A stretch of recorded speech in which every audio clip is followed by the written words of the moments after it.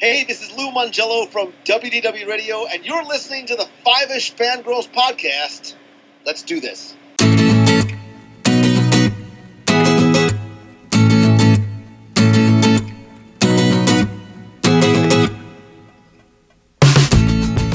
The tangents this week continue all the way to episode 322 of the Five-ish Fangirls podcast. We finally have a common struggle now. Think about that. For once, all the people who've been begging, and I mean literally begging for you to feel how hard any given day is, now you know. How did it feel to be helpless?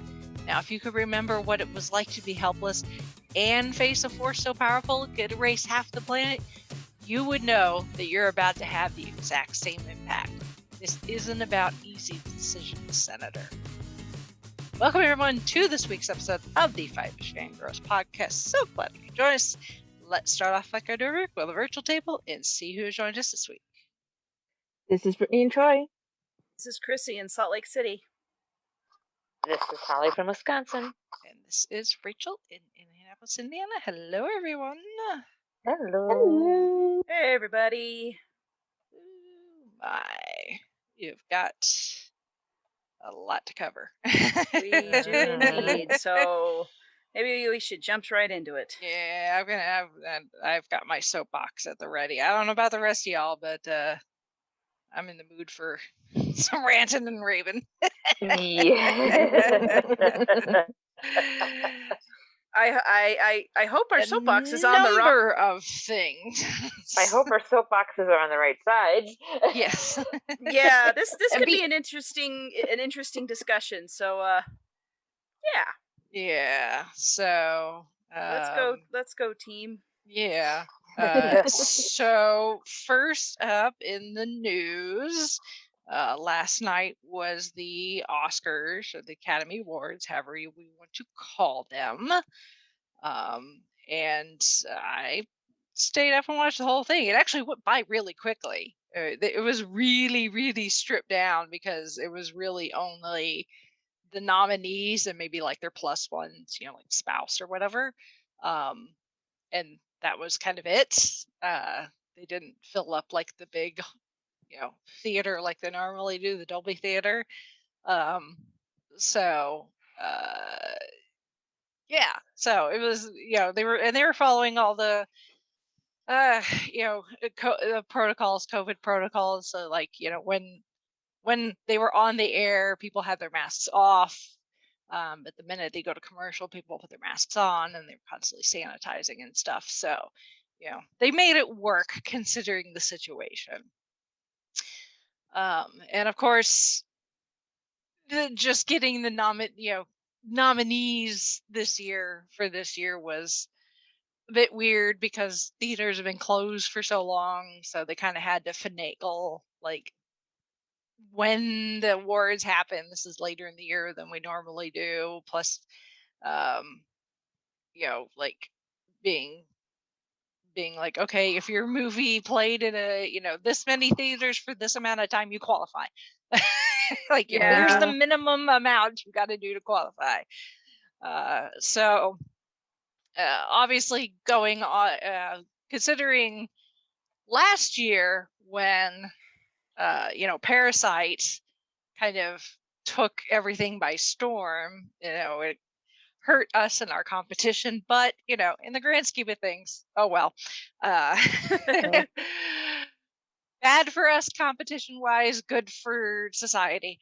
But so we, a lot of people were like, was that a fluke, or are we actually maybe turning a corner here? Is the Academy, finally figuring out that it doesn't have to be just old white men and all of that. Hashtag Oscar so white. That's been a thing for several years. So yes and no. They did break. There were several glass ceilings that were broken last night. Okay. And Chloe Zhao won for Best Director for Nomadland, which she is she's the second woman to win Best Director. Now I'm blinking on her name. The Hurt Locker that she won for that. I can't think. Catherine Bigelow. I know, I get it. I kept wanting to call her Catherine Beckett. I'm like, no. No, Catherine Bigelow. That's different. She's the only other one. Yeah. But Chloe Zhao is also the first woman of color to win as Best Director, because she is a woman of Asian descent. This also makes back-to-back years, because Parasite won last year, that Asian directed films won Best Picture, because Nomadland won for Best Picture. And then hate to butcher these names, I'm sorry. Yoon Yoo Jung became the first Korean actress to win Best Supporting Actress. As much as people talk about Oscars so white, that conversation tends to go towards African Americans, which justifiably so, because they are a minority. But when it comes to the Academy Awards, Asians are even less represented as far as wins, especially in the major categories.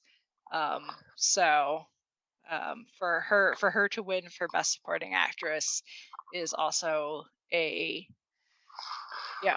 step in the right direction. So that's the good. Let's talk about the bad. And I'm not even going to talk about who was left out of the In Memoriam segment, because that just happens every year. Right. That is a horse that has been beaten to death. People are always going to get left out, and people are going to complain. It's just a thing that happens. Okay. So the Academy. I think I know where we're headed with this one. Yeah. So the Academy, in all their infinite wisdom. Yes, really, infinite wisdom, or lack thereof. Yeah, yes. In this case, wisdom in quotation marks. Yeah. Okay. I'm sorry. I don't even know what happened because I didn't watch the Oscars. I didn't even know it was nominated, quite honestly. Anytime the Academy bungles something, I'm like, it's a Tuesday. But anyway, continue. Yeah. Yeah. So, obviously, going into the ceremony, nobody knows who won, except for the people that made the envelopes, and they're sworn to secrecy, But in general, nobody knows who won. And there are surprises. It does happen. But as we have learned in the last few years of us doing our Oscar predictions, that looking at the award ceremonies leading up to the Oscars can sometimes be a good indicator if someone, is like on a hot streak of winning, and you're just like, oh yeah, more than likely they are going to win. It's like Joaquin Phoenix winning for Best Actor for, Joker last year. It's like, oh yeah, odds are, he won the BAFTA, he won the SAG award, he won the Emmy, all these big awards usually is a good indicator. And that's what we should have used with Parasite last year, and we wouldn't have had to watch Lawrence of Arabia, but whatever. Nothing we can do about that now. Right. So apparently the Academy and the people who put together the program that aired on TV last night were using the same logic, which I guess I can't fault them for that. So in their infinite wisdom, instead of Best Picture being the last award announced, as it traditionally is most of the time, I think there's been like one other year where Best Picture was not the last award announced. It was way, way back in the day. They changed things around so that they did the two lead acting categories last.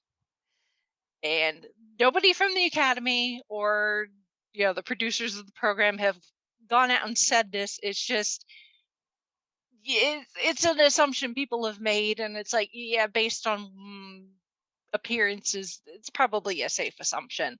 So the very last category that they did instead of Best Picture was Best Lead Actor. Mm-hmm. And most people, myself included, Me as well. assumed that they did this because they assumed that Chadwick Boseman was going to posthumously win for Ma Rainey's Black Bottom, and it would just end the show on this great high note going, oh, this fabulous actor who, we waxed poetic about in an episode after he passed last year. It'd be like, this great thing, this actor who was taken from us, way too soon, who had so much potential ahead of him, would win this award, and his wife would probably accept it on his behalf, and it would just be this beautiful thing, and they could be like, yay, and end show. Mm-hmm. That's not what happened. No. Anthony Hopkins won Best Actor, which, good for Sir Anthony Hopkins. I mean, he's a fabulous actor. Although I have not seen The Father yet. From what I understand, his performance is Oscar worthy. So I'm not begrudging Anthony Hopkins for winning, because it's totally not his fault. It's not like he came and stole it or something. But it just, you get the last award, and it's Joaquin Phoenix, giving it, doing the envelope opening, and because they like to do the previous year's winner gives out the next year's, and it's like, Best Actor, open the envelope, Anthony Hopkins for The Father. Oh, Anthony Hopkins is not here. We accept this award on his behalf. The end. End of show. Yeah. Or if they wanted to do it right, they should have had a tie. Well, I mean, at the end of the day, it comes down to the votes, and they can't manipulate the votes, because true. It would have looked weird if it had been like, oh, it's a tie. Right. People have been like, that something smells funny there. I know I've talked about this before, either here and maybe on my stint on Gold Standard. I don't remember if I mentioned it there or not. Because I had an instructor in my grad school program for library science, and he was on the committee that twice decides the Caldecott award, and then you have the Caldecott winner and the honors, and the honors are usually the ones who the ones that were people's favorites, but because there has to be consensus on the winner. The winner is kind of the compromise. So it's kind of a weird situation. So I kind of wonder if the Academy, if Anthony Hopkins, and I say this not having seen any of the nominees and not having seen any of any, I wonder if Anthony Hopkins was kind of the compromise, and the nominees were the real ones that were supposed to, that were actually good or the best, I should say. But I don't know. That is my theory on having no idea what the heck just went on, except for what you just told me. But I know. That's the thing. It's just, we don't know, because they never talk about numbers and the votes and stuff. There is very and the problem with this is there is very little accountability on how these things went, and or how these things are decided, and and it's subjective anyway. So I mean, they just kind of do their own thing, and we're just supposed to accept it. Because shut your mouth and eat your broccoli, basically. Is the attitude. So it's just for them to rearrange the way that the awards were presented. It seems like they were almost sure that it was going to be this great, amazing kind of posthumous award presentation, and Chadwick was even the last person in the in memoriam segment. Like here's your reminder. Look, we're gonna do this. And for it not to play out that way, it almost seems like it was kind of arrogant on their part for them to do that way, thinking that they could maybe almost in a way like emotionally manipulate people. Does that make sense? Well, Yeah. also remember, this is Hollywood. And Well, emotional yeah, I know. I mean, manipulation is their bread and butter. Yes. True, true. Yeah. It absolutely is, but know. it's just, I know. I'm trying to inject logic into an emotional topic. There's no logic. And the thing is, they could have left the order the way it traditionally is done and had best picture last, and it still would have been a good like high note to end on, to have this first woman of color, have her film that she directed win best picture. So basically they shouldn't have messed up with the formula. No, not really. They could have just left it the way it was and still ended everything on a happy high note. So either just leave it alone, or actually communicate if these things are going to happen. Yeah. It just, I don't know. It's like let's put this last, because then people will really want to stay and watch the whole thing to see this, so in theory amazing moment happen, and then it doesn't, and you just got the ratings, but well, and see, ratings is all they care about. They got your view, they got your click, as it were. Basically it's glorified clickbait. I mean, I was gonna stick around and watch the entire thing anyway, but just the way it ended, I mean, I was not really emotionally invested in most of it. I only watched I've only seen 2 of the best picture nominees at this point, but one of them was Ma Rainey's Black Bottom. And really, like I said, I've not seen The Father yet, so I'm sure Sir Anthony Hopkins gives a really good performance. It probably is Oscar worthy, but Chadwick, like, he really is amazing in that movie.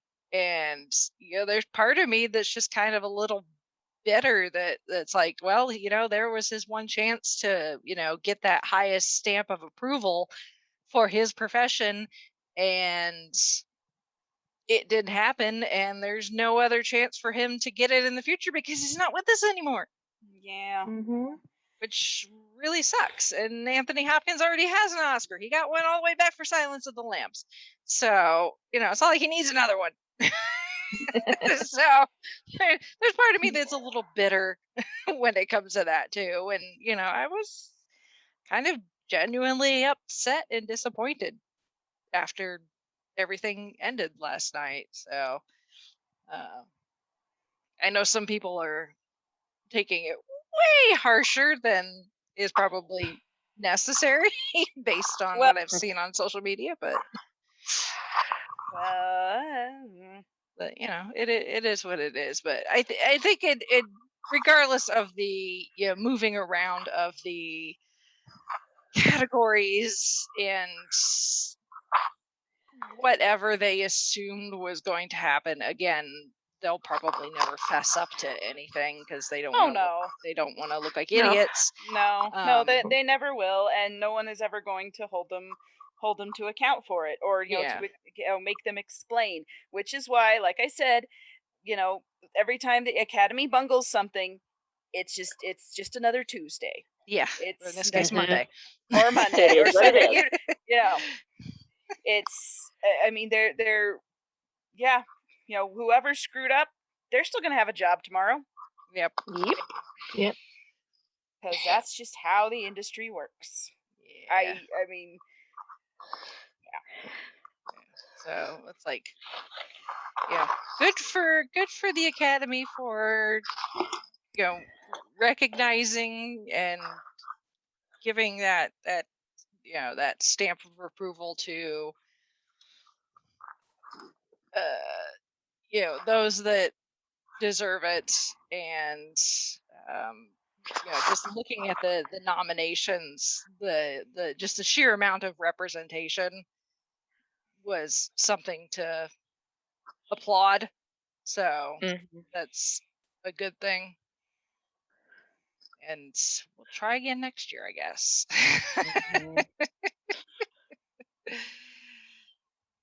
So, yeah, whatever. I know. Yeah. Soul won for best animated feature, so yay! Woo!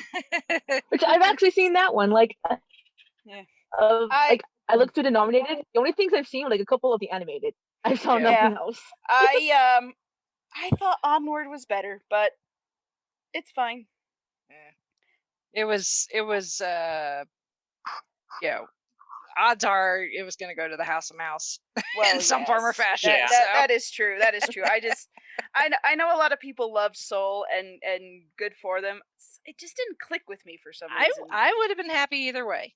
I liked both movies for different reasons. So yeah, same. Yeah, I know. I'm not that's. I mean, I'm not going to get on a soapbox about it because I'm like, whatever. At the end of the day, animated feature almost always goes to the House of Mouse. So yeah, it is a very rare occasion when it doesn't. Yep.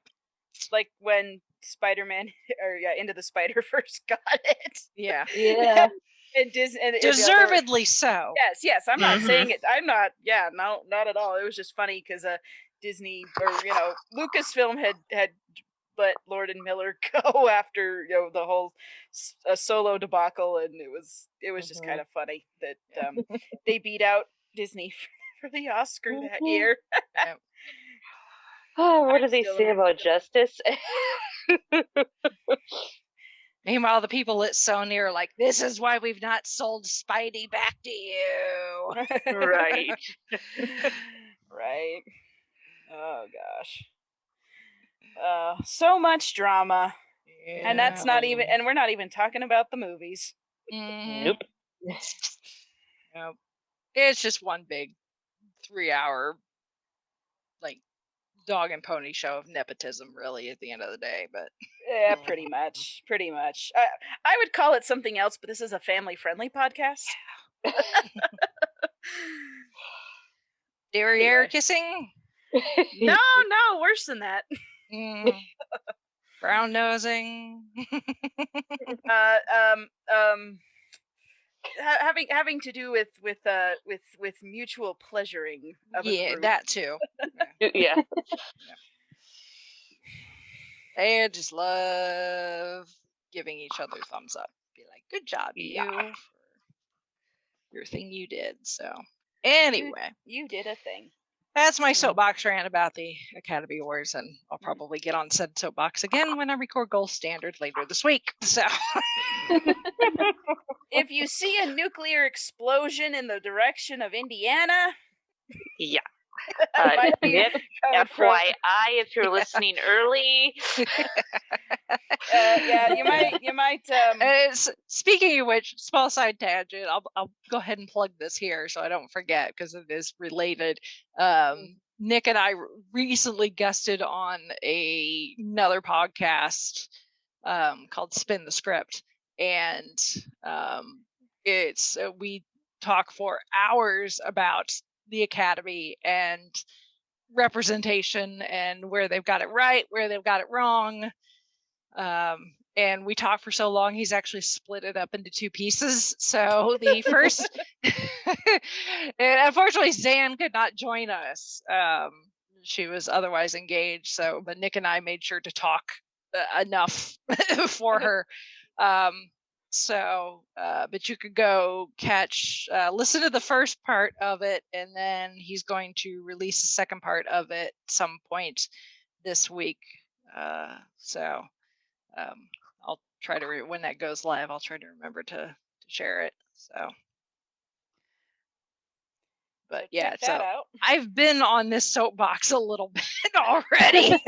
so before these awards were even given out. So I was just kind of already in that mindset of the Academy. They just can't get it right sometimes. So when that happened last night, I was just like, "Are you kidding me?"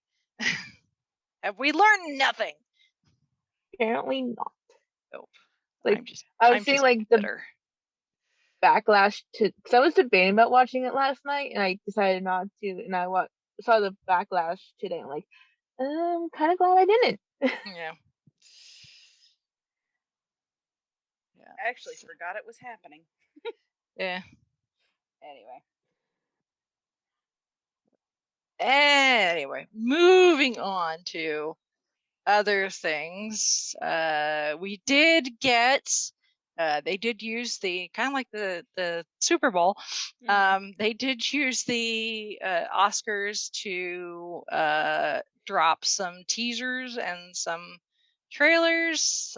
We got another look at In the Heights. The trailers and stuff have been coming out because that comes out really soon, actually, like June or July.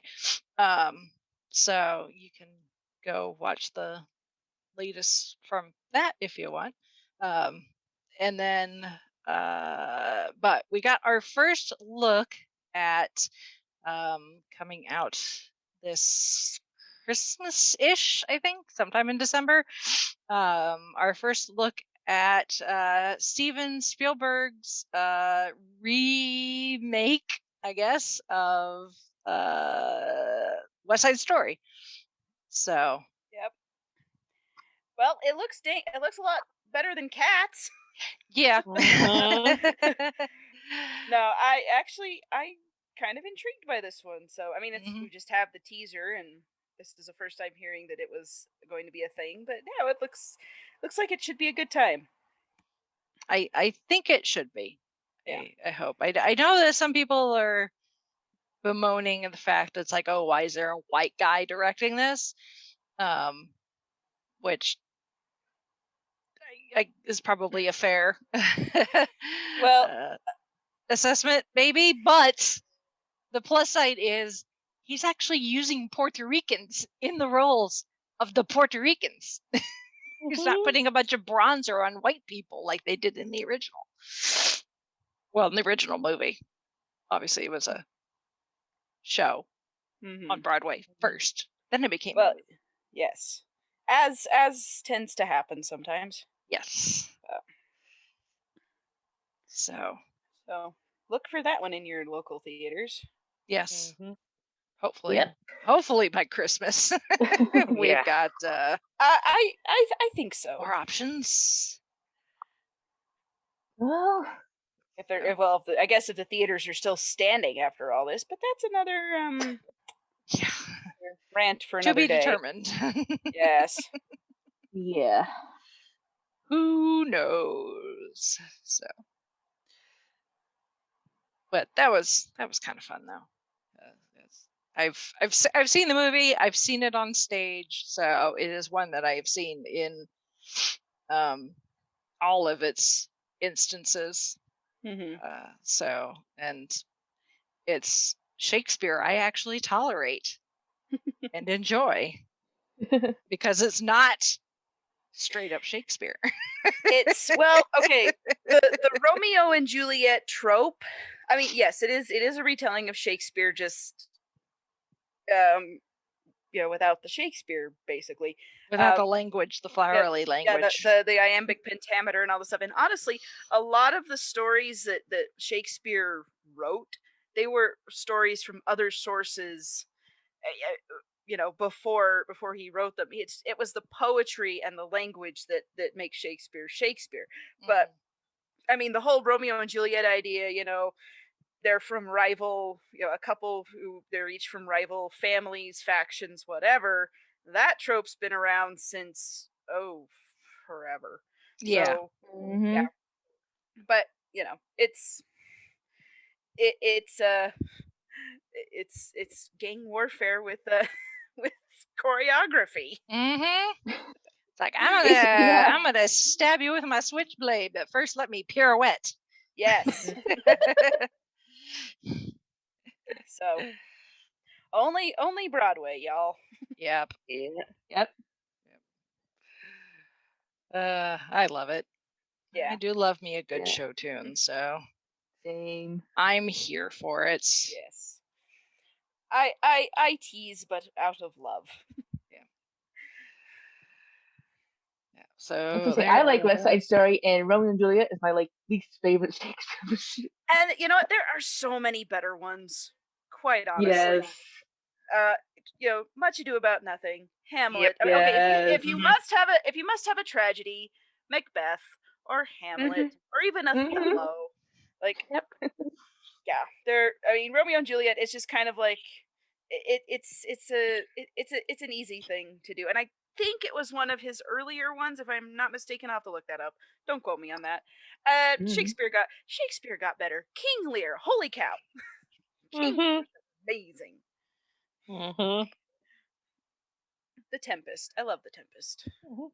Yes. Or if you want to do the comedy drama, Taming of the Shrew. Oh yes, Taming of the Shrew. 12th Night's a fun one.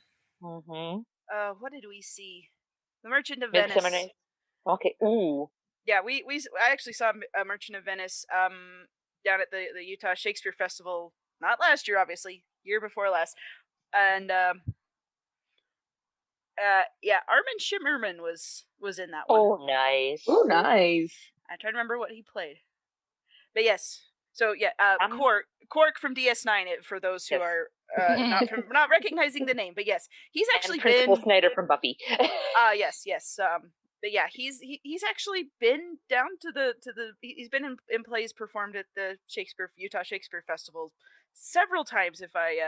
If Jared has told me, and like every time, like whenever that he's been there, and Jared and his mom are like, "Is that really him?" They'll look in the program and be like, "Oh my gosh, it is!"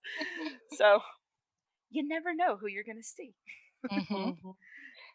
Comedy of Errors is also good. Yes. So yeah, I could go on and on. I could too, and Romeo and Juliet, it's fine. It's not his best. Anyway. Yeah. Like I said, as should have had one of you two on Golden Standard when we talked about Hamlet.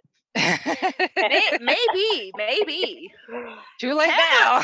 Hamlet's kind of an odd duck, but it's one of those that's like just fascinating in watching. It's like watching a train wreck in slow motion. Yes. You want to keep going, but you have to stop and see how everything's gonna play out.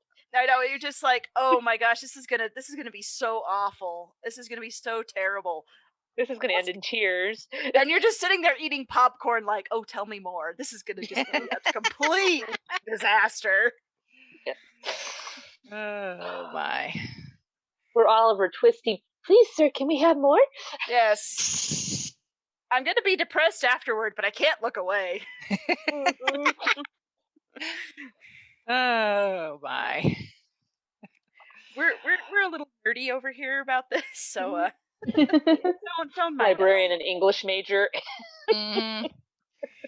Like, don't get the English major and the librarian started on Shakespeare. well, see, I was an English major. Oh, you were too. Nice. Yes, I was. I was an English major before I was a librarian. So. Sweet. Well, then there you go. Yeah. So is that our two English majors combined? Does that make us masters? I'm gonna say yes, because I do have a master's degree in library science. So yes, nice. Between the two of us, we've got enough for 2 master's degrees. Oh my! Hey, you brought it up. You started this. I didn't start it. Steven Spielberg started it. Okay. It's easy to pin it on Steven Spielberg. He's not here to defend himself, so you know. Okay. Spielberg, it's all your fault. Steven, if you want to defend yourself, please send an email. 5ishfangirls@gmail.com, and we'll set something up. Yep. We would gladly let you argue your side. So we will not say no. I was gonna say, like, not just email, having like as a guest. Can you imagine? Stranger things could happen. So it's true. Anyway. After that squirrel. Yeah. Our tangent about Shakespeare. Let's move on to Doctor Who. Who's met Shakespeare? I was gonna say, there's connections. There is Yes. connections. It's All all ways in one. connected.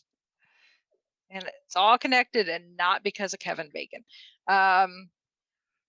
So for Doctor Who, got some kind of exciting things happening.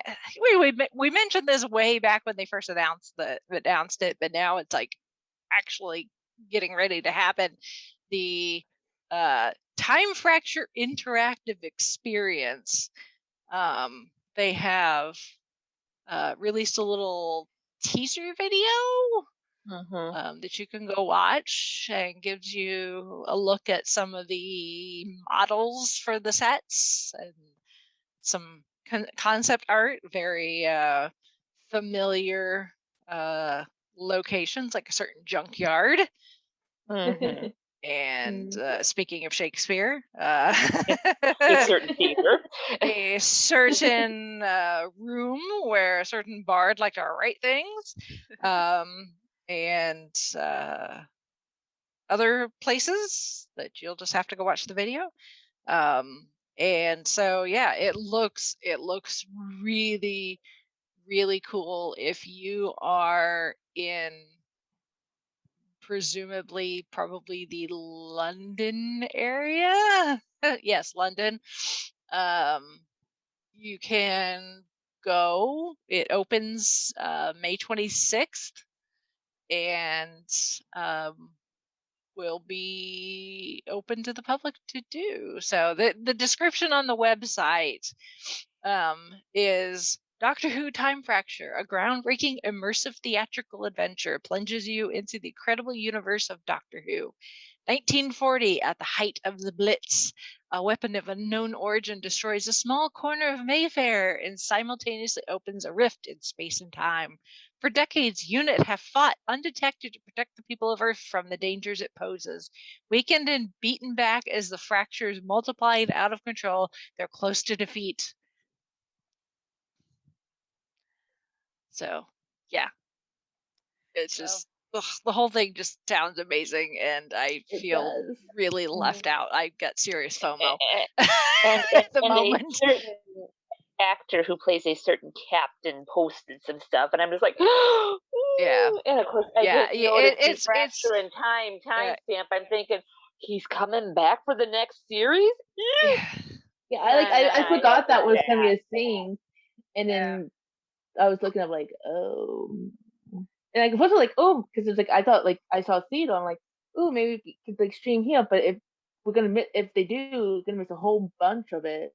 Yeah. So since it's not something that would work like that, because it's like if you've ever done like, it sounds like if you've ever done like an escape room, right? Yeah. It's like that, but bigger and not necessarily timed. Like, you got to get this done in an hour, because like one of the guys in the video was like, technically you could visit all of the rooms in one day.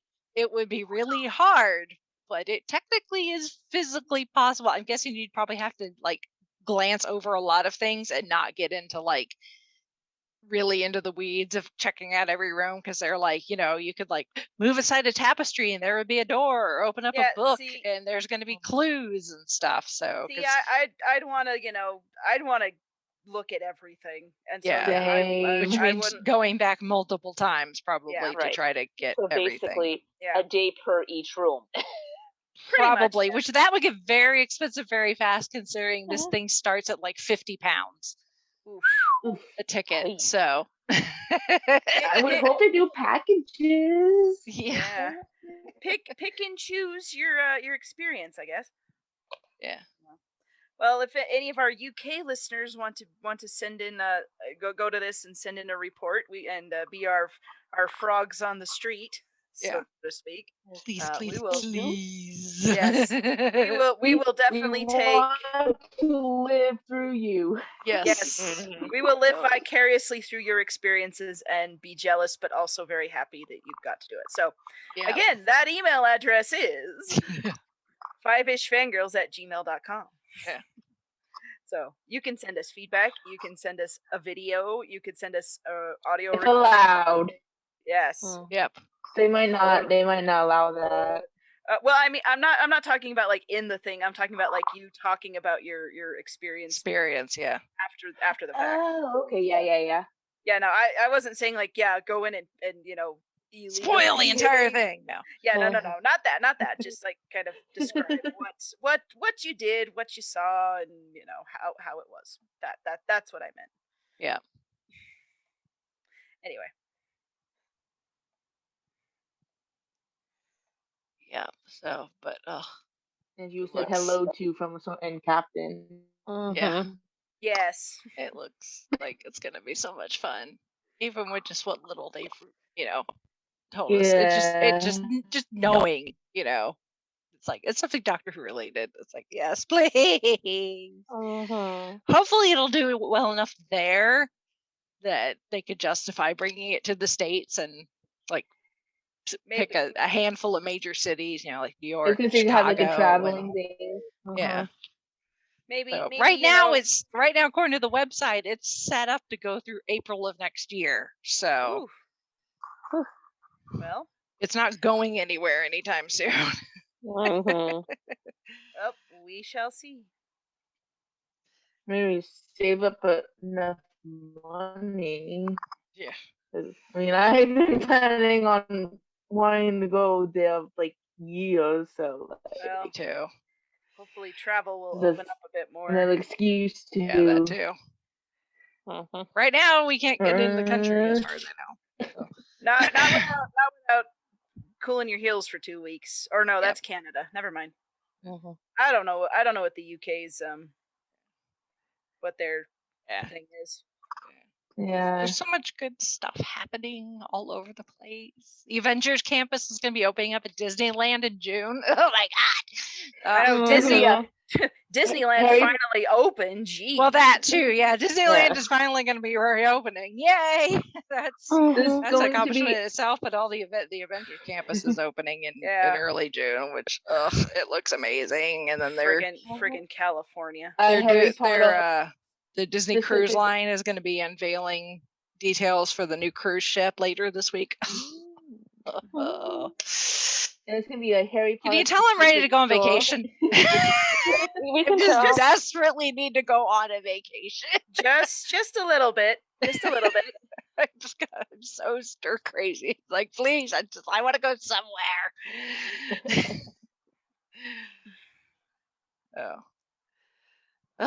Anyway. Moving on, but staying in Doctor Who, I guess Big Finish, yay! This is exciting. Big Finish is now a Guinness World Record holder. I know. I got that email, and I'm like, in what? I mean, I'm sure there's something. Running science fiction audio play series. That is very specific. For the monthly adventures line, essentially the main line. 275 consecutive months of releases. Yep. Wow. Which just the main line just finished because they're gonna they're revamping it a little bit, as we've discussed before. So it's not going anywhere. They're just changing the way they do things. So. Yeah, so it's a little different, but that is very cool that they got recognized, or I'm sure they applied for something to that effect, but it is still cool. I'm going to have to admit, like, I glanced at it real quick. I saw Doctor Who and I saw Guinness World Record. I was like, wait, I thought they already won that. No, this is Big Finish. I read it more. I'm like, oh, this is Big Finish, not the show. Like, okay, that makes sense. Yay, go Big Finish. But they might as well. True. Yep. So big congrats to them. Cause yes. Oh yeah. And it's something they definitely deserve. Like, oh yeah. I mean, it's the longest, and like, it's I can't say. Well, yeah, they're pretty much all good. Yeah, I mean, iffies, yeah, but once in a while they had a hiccup, but it was certainly not the norm, and they just Mhm. yeah. I mean, we've gushed about Big Finish before. We will Mhm. continue to do so. But Mhm. yes, Yes. congratulations to them, and very well deserved. And yeah, I'm still looking forward to more. I mean, I still got to get the last few Same. of the main range. I'm Which still the main pretty far range behind on is main range. deeply discounted for the most part too. So Yeah, like the Yes. first 100, I think, are like $2.99. yep. Yes. I Okay. bought a few recently, so yeah, they're like Yeah. $2.99. Yeah, and they may continue to keep discounting the older ones, which there's some good ones. We've covered some. Well, we've covered at least one here. So Mhm. Yes. anyway, we love Big Finish. Yes. Little heart. Mhm. Right. That is it for the news. So we will move on to feedback. So got some feedback from Shalane. And she starts off by saying that we made her day talking about Anastasia. Hey, I can gush about that movie forever, and so call me one day, kid. We'll gush some more.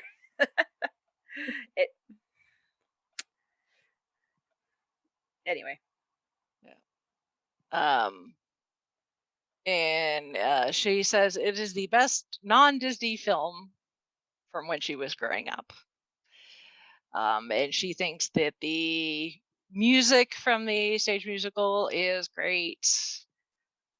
And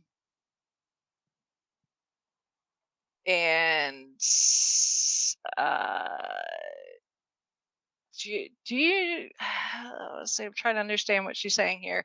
So the villain in the stage musical is amazing. I don't know if she's seen it or she just knows, but apparently, at least in some version of the stage musical, the villain was played by Raymond Karimloo. Yeah. Karimloo. I don't know who Why that is. is she? I don't know who that is either. I don't Apparently know why she's she saying... knows who he is. I know she's really big into theater, so she knows. That's what way she more got than her. I do. That's what she got her bachelor's in. I don't know what this thing about her cousin is because we are not related to this guy. I think it might be a typo. Yeah. Yeah, I think so. I think she's a cousin of probably somebody she knows. Yeah, I think there's a word. I think there's a word missing in that sentence because I'm like, we're not related to him.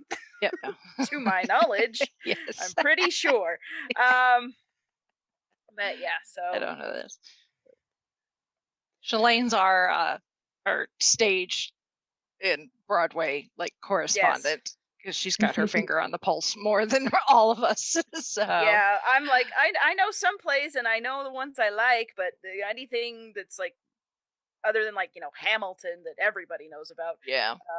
Anything that's like brand new, I'm just like, I don't know. But yeah. And she mentions that Liz Carraway, who's the singing voice for Anastasia, because Meg Ryan is not the singing voice, is also the singing voice for Odette in The Swan Princess and Kira from The Lion King 2, which I've never seen either one of those. Swan Princess is good, but that was one we watched over and over and over and over again when I was a kid. So I've kind of not watched it in several years because of that. But I mean, not because of the movie is bad. It's just because I could probably watch it now though. Yeah, probably be all right. I remember liking it when I saw it, but I haven't seen it in years.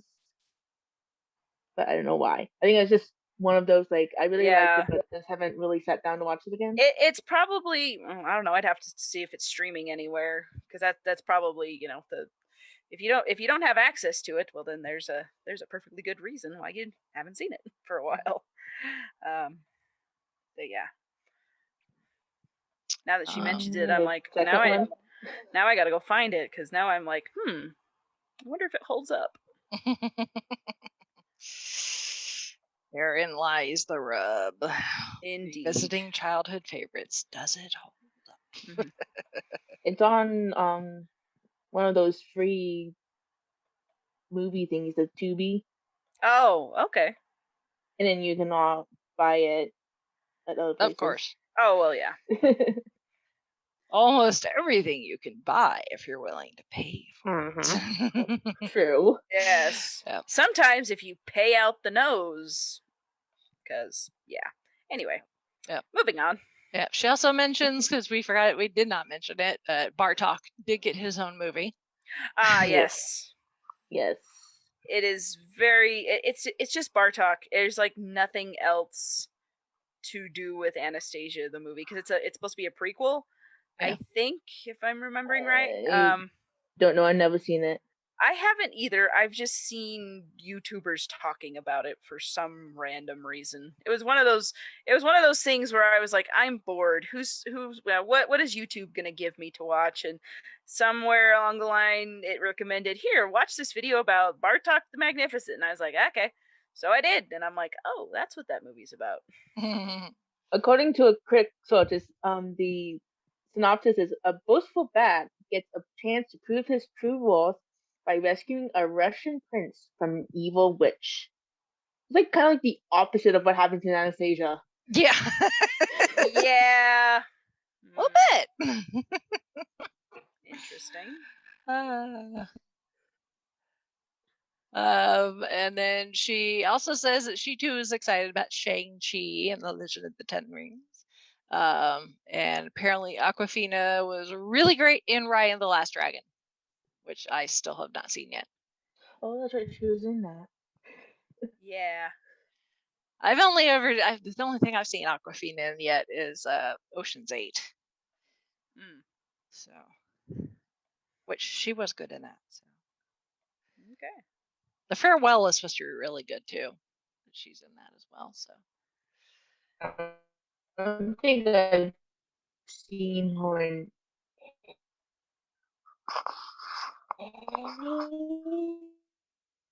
She's an up and comer, so she's still making her way in Hollywood. So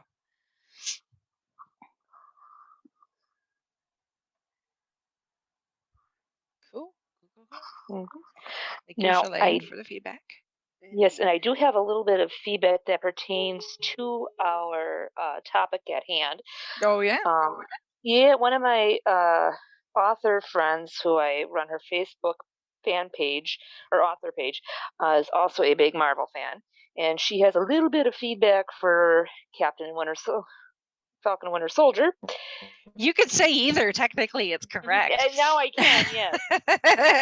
So she might be sending an email. Right.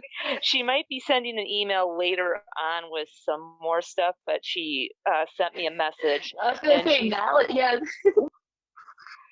She says, I have to say that seeing Sam in the Captain America suit, his version had the same wow factor as when Cap wielded Mew Mew or Merlinger, however I always I just call him Mew Mew. I'm with Darcy. Yeah. Mew Mew. Same. In Endgame. And when he Mjolnir. And when he finally picked up the shield, it was like, yep, meant to be. So if she has any more thoughts forthcoming, I gave her both email addresses, so we'll be sure to add two. Will do. Yep. So groovy. So yes, she loved it. Yeah. As a lot of people did, and there's our segue into this week's main topic, which is Falcon and the Winter Soldier, as it was known for 5.95% of 5 and 95% of episodes. I don't know how math. I don't do math. That was what it was known for most of it, until you get to the very end, where they changed the title to Captain America and the Winter Soldier. Although if you search it on Disney Plus, it's still Falcon and Winter Soldier, because spoilers, and I guess we should spring the spoiler. Yeah, warning. Like I said, spoilers. Yes, because the finale just aired last Friday, so not everybody is caught up. So well, I think for the most part, people knew that this was coming. I mean, because Endgame obviously set it up that Right. at least Steve wanted Sam to become Cap. So yeah, I mean, at the end of watching this, I kind of felt like, well, this is an odd detour for everything we knew was going to happen at the end of Endgame. It's like, well, duh. And I mean, the only thing I really didn't anticipate, I guess, was what the suit was going to look like.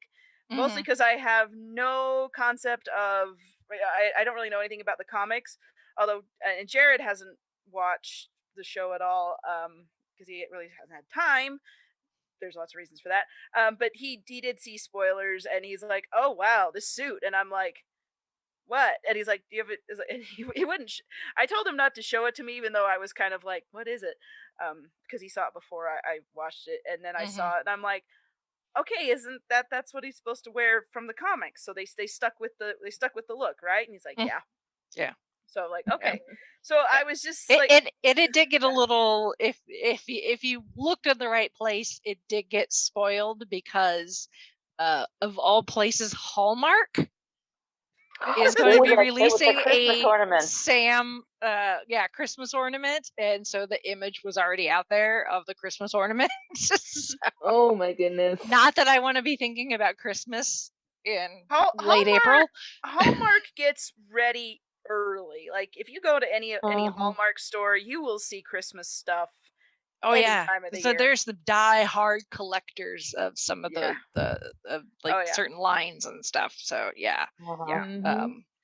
But yeah, so I think for the sake of keeping things straight, just like WandaVision, we'll just go episode by episode. Because it does build. At least there's only 6 episodes, and so hopefully we won't have like a 3-hour show. Yeah. Yeah.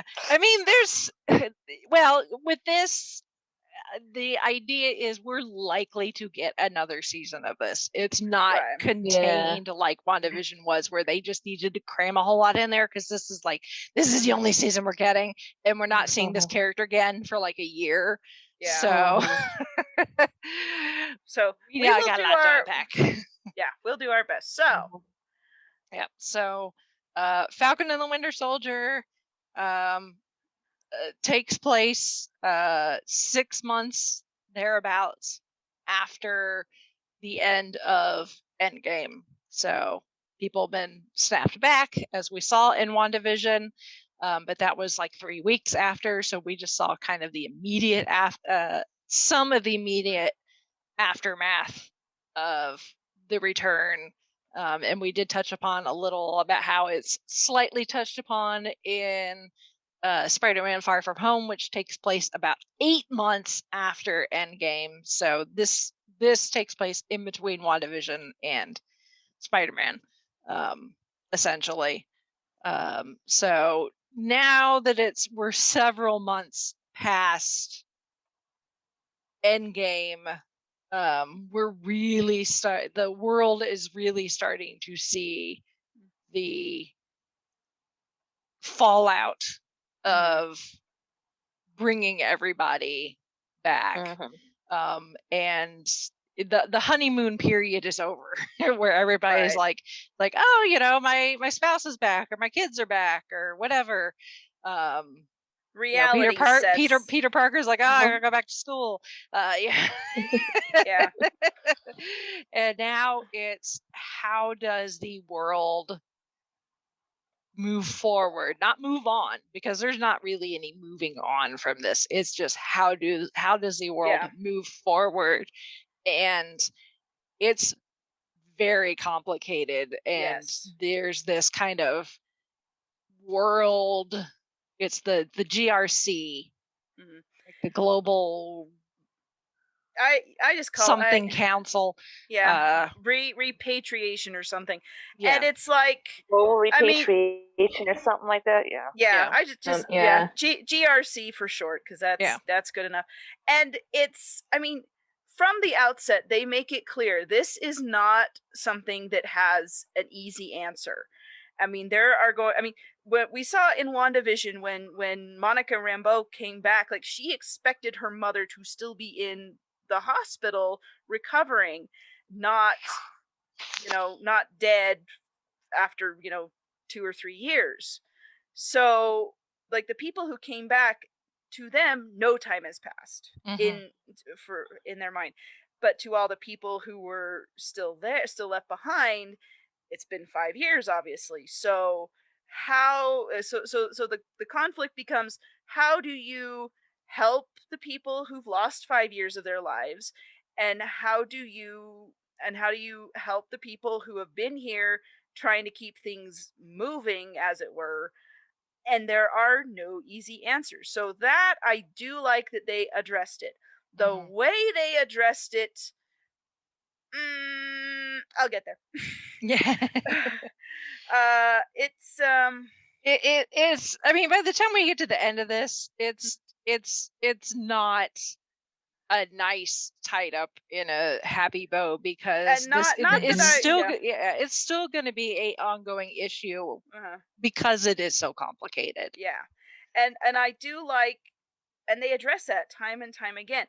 The problem, and this is we have with the antagonists in this story, is they have a solution. It's an easy solution. It's gonna suck for a lot of people, because hence villains, but because they're so convinced of the rightness of their position, because they liked having free reign over whatever. They liked being able to say, well, these people are gone, so we are going to take their homes, we are going to take what's left, because obviously you would do that. And it kind of reminds me of, if I don't know how many of you have played Fallout, the Fallout franchise, in those games, like it's not a snap from Thanos, it's a nuclear war that basically destroys all of the world. A lot of people are dead, a lot of things are just gone, and you pick up the pieces and try to create your own civilizations and your own communities, and then there are people who will take advantage of that and try to steal from you, and you have to protect yourself, or just find ways to survive. And so like all of that I'm on board with. I get it, I understand. When these people come back, you have a new paradigm and you got to figure it out. And it's not going to be easy, and it's not going to be quick, and it's not going to be cheap. And so I don't know, I felt like they were trying to make the flag smashers so they're trying to make them so sympathetic, and just every time they tried that, 5 minutes later Carly would say something like, oh, we need to blow him up, or we need to fight him, or we need to do this. And I'm just like, you are not winning me to your side, honey. I know we're supposed to be like, I mean, and it wasn't just her. It was like the show was saying, oh, she has a point, doesn't she? I'm like, no, she doesn't. You get out of here with that crap. Yeah. Well, stop. A few of her fellow flag smashers were giving her the side eye when she would be mentioning some of this stuff. Yes, and like, and they never. You're saying this when you want us to do that. They never followed through with that. Like in the finale, when they said, she's trying to do the one world, one people thing, and they all just kind of stare at her, and I'm like, ooh, like they're gonna turn on her, and they never did. They never got a chance to, and I'm like, oh, you missed a trick, Marvel. What the heck? It's like you dropped the ball on that one. Yeah. Which I think that would have been so much better. But anyway. Yeah, because from the comics, the flag smashers, it was just the flag smasher. It was just a single person. Yeah. Who was just a super villain who wanted to establish a one world government. And they first appeared in Captain America Volume 1, Issue 312. But it's a guy, and he leads a terrorist organization. The names, they come up with some things. The organization was called the Underground Liberated Totally Integrated Mobile Army to Unite Mankind. which spells out ultimatum. Oh, comic. Yes. It is a comic book, and they are allowed to be a little ridiculous in their names. Yes. But I feel like it's like it reminds me of in Agents of S.H.I.E.L.D. when they ask yeah, oh, what is S.H.I.E.L.D. state, you know, what is a word sheet, you know, the words that create S.H.I.E.L.D. and Ward is all like, somebody really wanted our name to be S.H.I.E.L.D. Spell out S.H.I.E.L.D. Yeah. Yeah. Kind of or in Iron Man when Coulson is, you know, introducing himself to Tony and Pepper, you know, at different times. We're working on the name. We're working on the name. Yeah. He's not Bill, he's Agent. Yeah. Yeah. So making just a group called Flag Smashers definitely rolls out the tongue better. Yeah, I mean it's still kind of a weird name, but it's better than that other thing. The whole idea is that you create this one world government by destroying the symbols that represent the individual countries. Yeah. So when they say Flag Smasher, they almost mean it kind of literally. Yeah. Like anything that differentiates you from another country, eliminate it. And that's what their goal is, because they're the thing is the people in the Flag Smashers and Carly, who leads the entire thing, are people that didn't get snapped. Yeah. And so they had free reign of the planet essentially for 5 years. You know, the population's been cut in half. So you know, like as we saw in Endgame, you know, yes, the place really struggle, you know, there's like trash on the streets and stuff, but then there's you know, there are other things that people considered positives, you know, like I think, was it Steve, where he says he saw whales in the Hudson River, you know, things like that. And it's those people that take those sort of things and be like, no, this was a good thing. And then when all the people came back and all of these world governments are like, oh my God, yeah, we've got half the population on the planet back, which you figure almost 7 billion people. So, you know, 3.5 billion people have suddenly reappeared that don't have a home, don't have jobs. You know, the economy had to adjust itself with the loss of workforce, and now it's being overwhelmed. You know, all the things that we usually count on existing, you know, jobs and banks and things like resource, you know, food and gas and money and all that. Granted for. Yeah, suddenly the system is overwhelmed by this influx of literally billions of people. So you get these organizations like the GRC that are putting together, you know, like camps, you know, refugee camps, and, you know, allotting resources and stuff. And meanwhile, the people that never got snapped are like, well, what about us? We've been here the entire time. And we still exist. You know, we were the ones help keep society going for the last 5 years, and now you're treating us like, you know, yesterday's garbage because we're not, you know, we're not the people that suddenly just reappeared. Yeah, it's like, you know, like it feels like there's two different kind of, I don't want to say factions, but I don't have another word for it, but two different groups, I guess, is like, it's the ones that like, oh, we feel sorry for you, you missed out, so here, let's help you. And then there's the ones that like, oh, you already know what's going on, so, you know, come in and pitch in and help. But then there's the ones that, but then, you know, you have people like the Flag Smashers, like, well, we liked being able to just waltz in and you know, like, oh, here's a house, here's some food, here's, you know, stuff that is just got left here because the people are, you know, they disappeared. So, you know, we're just going to take this, which, you know, they were, it was perfectly sane and right to do that at the time, I guess, or perfectly logical. But then they all reappear, and it's like, well, now you got to redo your paradigm. And it's like, you were saying, like, you know, the banks, like there's that scene where Sam and his sister go to the bank to try to get a loan, and there is just no money to be had because there's nothing. Like it's all tied up in other places, and so there's, and Sam, like even though the guy, it's like they don't have any collateral or anything to use.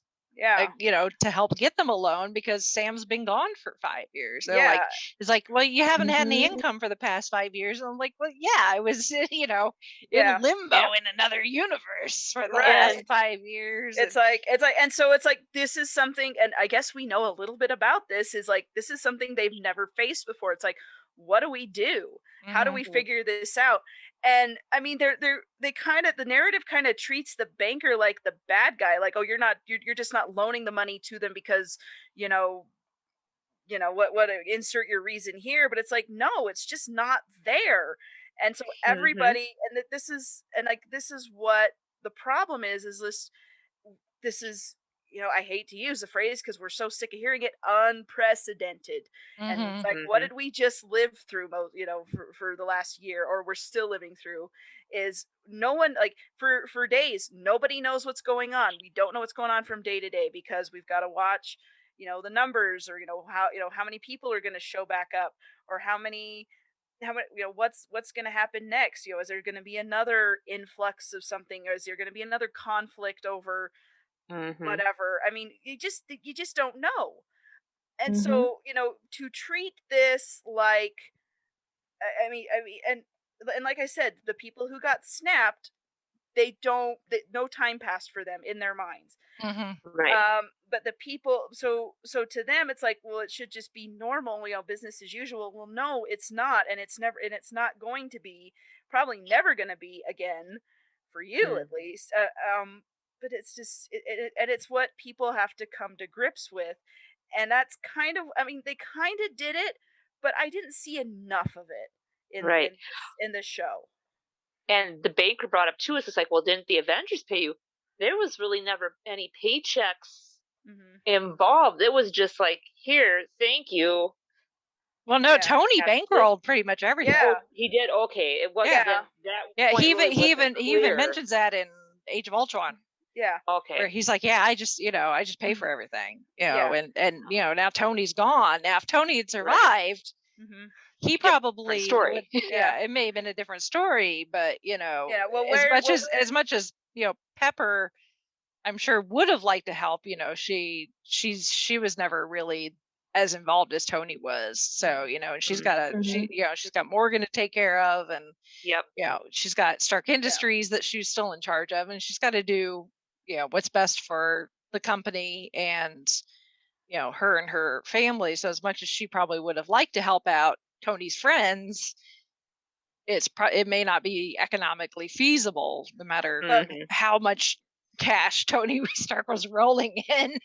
Well, I mean, did they ever establish that Pepper just couldn't help or wouldn't, or did Sam or did any of them ever ask? Well, I think at this point she's still trying to figure things out, because she gets name dropped in Spider-Man Far From Home, because Happy shows up at that benefit that Peter and Aunt May are at with the big check that Pepper signed. But even Happy is all like, yeah, she's just not, she's not at a place where she can do stuff like this quite yet. She's more than happy to be silent in the background, so writing checks. But again, there's only so much that one person could do, and especially as a but whatever you're not everybody, there's going to be people that are distrustful of the government, there's going to be people distrustful of big corporations. So no matter how altruistic Pepper Potts may want to be as the head of Stark Industries, there's probably still going to be people like, oh, we don't want to be indebted to some corporate multi-billionaire or whatever. So again, it's a very, very complicated thing. Now in the comics, the Avengers did get paid. At least in the 80s, it was established that they got paid $1,000 a week, which was in 1981 money, which that nowadays would be about $2,900 a week in today's money, which would not be a bad paycheck. No, No. indeed. You know, I would take Wow. that. I would take $1,000 a week. Actually, I would take the Mhm. 1980s money. Me too. I was like, To be honest with you, so I mean, I'm risking life and limb to keep the world safe. So sure, yeah, Yes. yeah, I'm worth that much. yeah. Yeah. I mean, Sam was ex-military. He probably got some sort of retirement, would be my Yeah. guess, some sort of pension or Yeah. whatever from the military. But again, it's he obviously did not serve a long time before Mhm. he retired. So, his whatever retirement's not going to be as hefty as it would be if, he was a lifer and served, 20, 30 years or something. Right. Like some people do. And I'm guessing that Contracting gigs The- weren't too lucrative. that too. And I'm guessing that the work he was doing No. with the support groups with the vets was probably a volunteer. Yeah. Mhm. That seems more job, so. volunteer, or it would be. Yeah, I if was he gonna did, say, if he did get any kind of pay, it would have been nominal at best. Yes. Mm. Yeah. Yeah. So Yeah, Right. yeah, it's a sticky situation. It's like, how do we deal with this? And they for everything they had to deal with, I thought they were doing pretty well. All things considered. So yeah, so when these flag smashers show up, and it took me a really long time to figure out that Carly was their leader, because I'm like, what? It's this. she's so unassuming. That's the it's thing, this- and I it's think this that I think that's teenage- part of it. Is she's Yeah. just this young, unassuming, probably late Yeah. teens, early 20s. Yeah. So like, how did she become because if you're going to be a leader, people have to listen to you. People have, and you've got to have some kind of presence and some kind of charisma or something. And she just was nothing, honestly. It's not till the end that we learned a little bit about her background and learned that she was part of a larger organization, and she became unenchanted with what she was doing with working for the power broker, and decided that more needed to be done, and just she convinced people to follow her. So yeah, but I don't see how. I don't see how that, like, where, like, I'm guessing that she probably picked up a thing or two as far as manipulation and how to get people to do things for you from the power broker, blackmail or something. That, I mean, because I'm looking at her, I'm like, it's like I wouldn't follow you into a McDonald's, let alone into a bomb plot. Like, what is your deal? Yeah. Yeah. So yeah, I'm just yeah, it's just so like Sam's been doing these kind of under the table contract gigs for the military, kind of a Mission Impossible type thing. Like if you fail or get captured, we're gonna act like we have no idea who you are. Yeah. Por favor. But we do get to see Sam in action with the the Falcon suit, and Red Wing. Poor Red Wing gets destroyed. I don't know how many times in this series. He's the Rory of this show. It's like, He wait, there goes Red Wing again. Wait 5 minutes, he'll be back. Yeah. Yeah. Poor Red Wing. Meanwhile, Bucky's just trying to exist. I feel sorry for Bucky. I really do. Same. He got his pardon from the government, but he has to go to therapy as part of his kind of agreement with the U.S. government, and his therapist, will not take any shit from him. No. At all, which is something that actress actually does really well. She was the head of the like the not the neonatal, but like the OBGYN department on ER. Yes. Mm-hmm. And she's played doctors on a lot of other TV shows. That's just kind of her thing. She's just one of those character actresses that just pops up. But apparently her specialty is playing any fools from each of the roles she played. Yeah. But she her specialty is playing physicians of some sort, doctors of some sort. So Bucky was getting tired of her and her notebook. Yeah. Yes. Yeah. So he's trying to work through his PTSD from his time as a Winter Soldier, plus the PTSD of being snapped on top of it. So it's like Bucky just has had a rough go of it, and it feels like he's definitely trying to put the Winter Soldier behind him. Although I love that scene, because you see it, he comes in and he's there to murder people, and it's like, okay, I thought this was over, and then obviously it's a flashback, but it's like that part was really well done, because I was seriously thinking, what just happened, or what's going on? Bucky, no, don't go, don't do it. I mean, and it's been what, Winter Soldier was what, 2013? 13, 14, 13, 14. So it's been 8-ish years since Sebastian Stan technically has been the Winter Soldier, but he obviously was able to jump right back into being the Winter Soldier just for for that flashback. Yeah, which was really, really good. And then you find out he's trying to make amends for what he's done. So that involves hunting down the people who caused his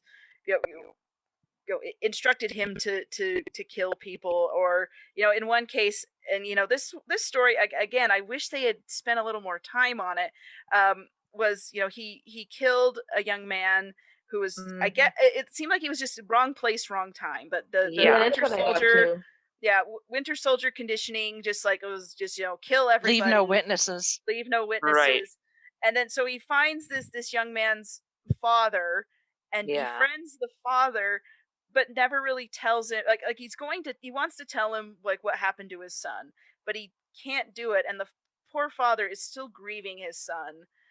They have such a sweet relationship, though. It's a sweet friendship, but the father even tries to set him up with on a date.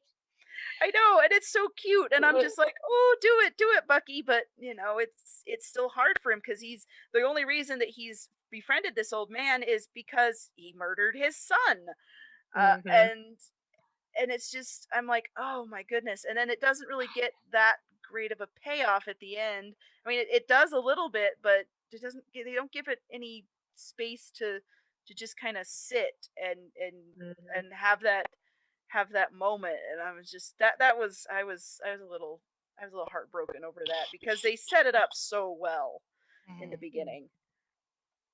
But so that's what Bucky's doing. Being sarcastic with the therapist. She's not taking his crap, and then he's trying to help this old man who is clearly not over the death of his son, mostly because he doesn't know why. There's no real reason behind it. I mean, not that death necessarily has to have reason behind it, but we're human. We try to figure these things out. And the fact that Bucky is there, and he could give this father closure, some closure, yes. And but he can't do it, because he's too afraid, too hesitant. He likes having the friendship, I guess. I don't know. It's just there's a lot of things you could read into it, and it's a good part of the story, and it just didn't get the treatment that I think it deserved. I was really sad about that in the end.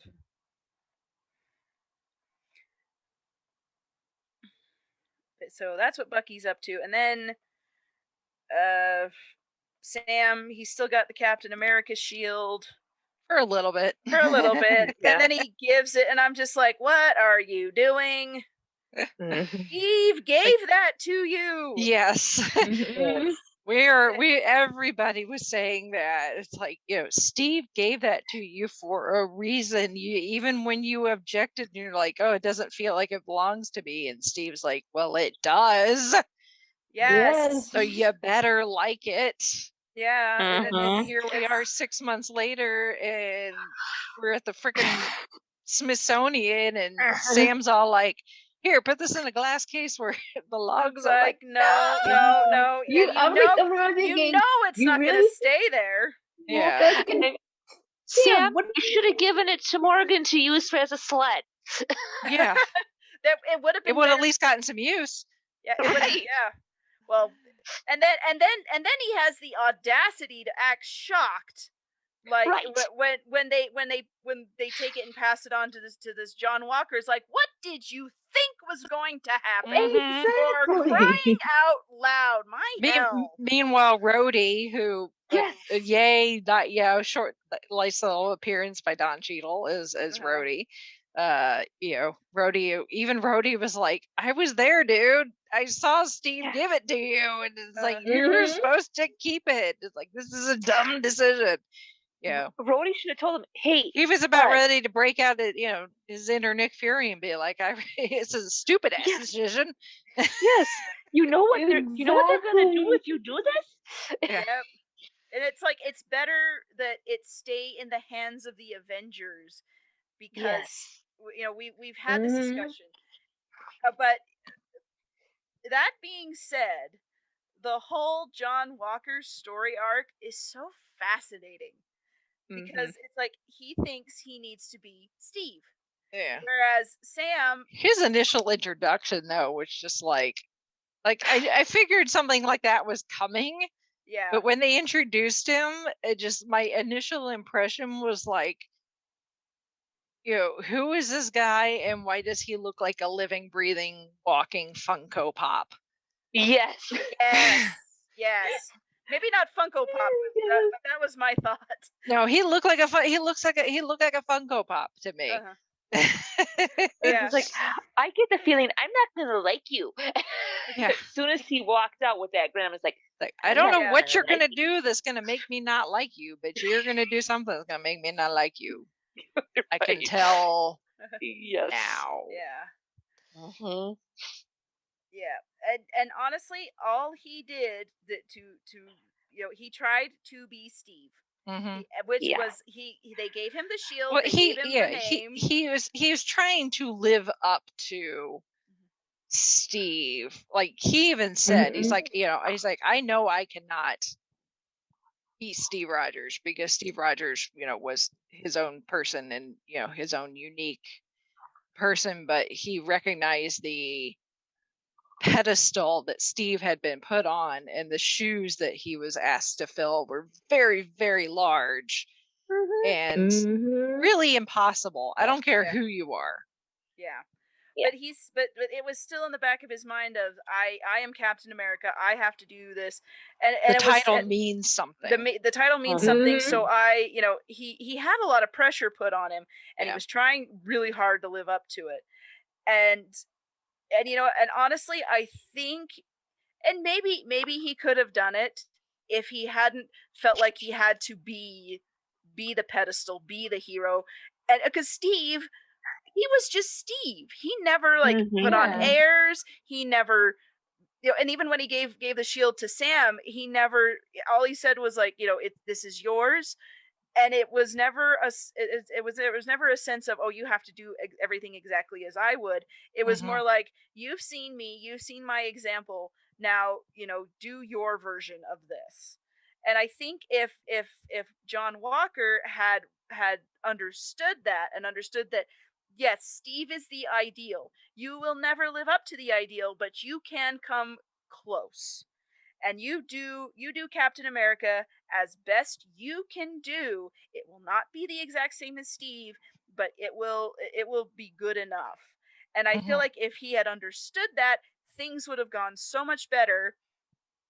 But he didn't, and I do love that. That's an example of, you have an ideal. Yeah, you might not be able to live up to it, but you sure as hell can try to do that. And and whatever you come up with in the end is going to be good enough. And I feel like that is the lesson looking at John Walker from this story. And I really hope that people pick up on that, because I feel like that's something that that would, I mean, I don't want to get all moral and preachy over here, but it just it feels like that's something that, I don't know, I've kind of learned and locked onto just in my life, and I'm like, ooh, I really want you to do more with this, because this is such a good concept that people need to understand about, living up to an ideal, and even if you don't get there, at least you got somewhere a little bit better, which I love.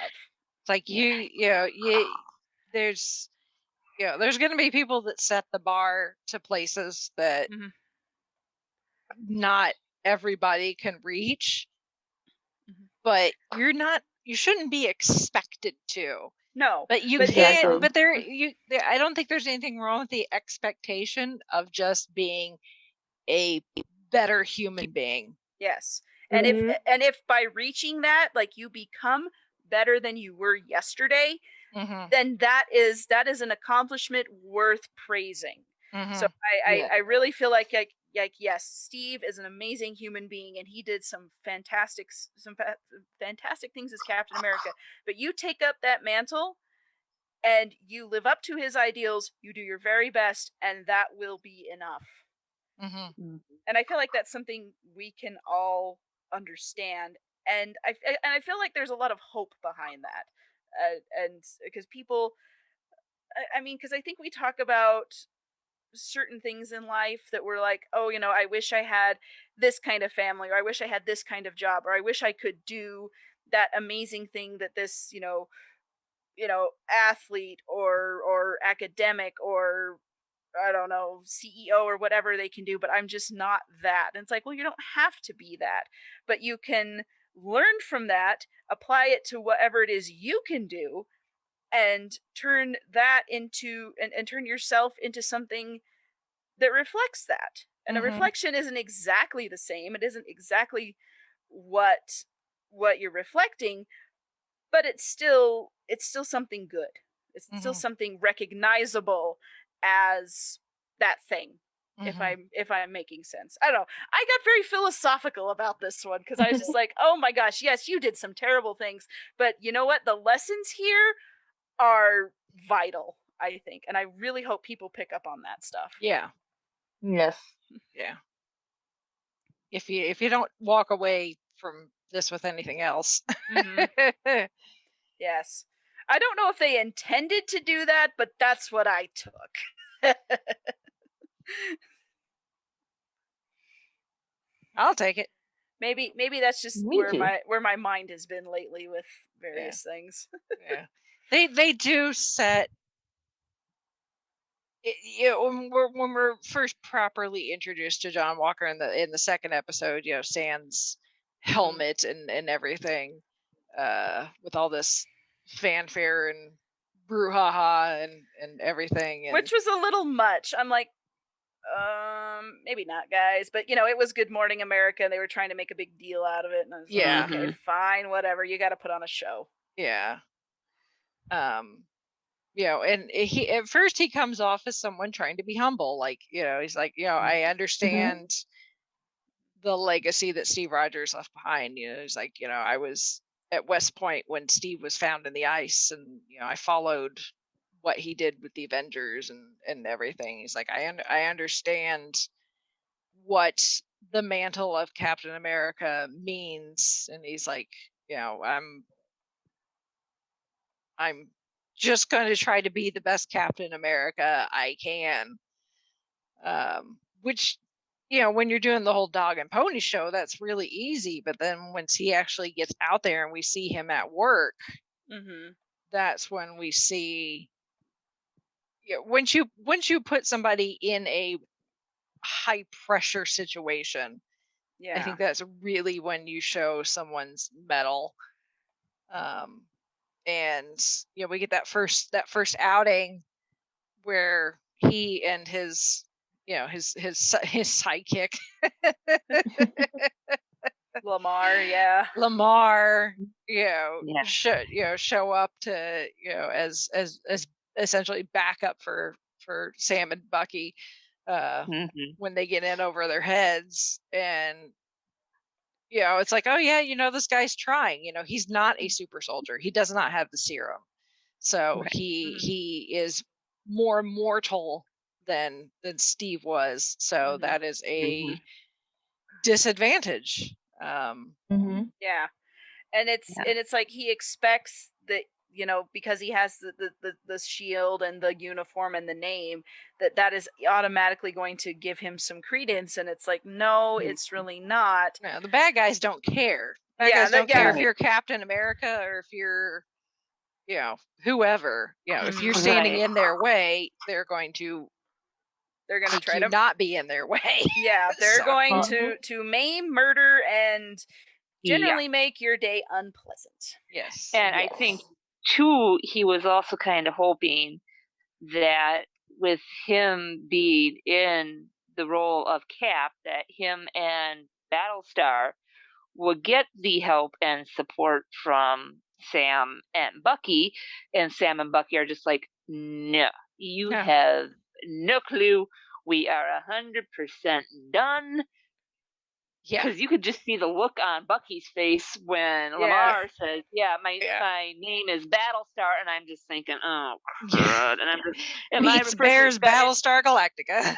That's exactly what my mind went to. I was like, what, after Battlestar Galactica?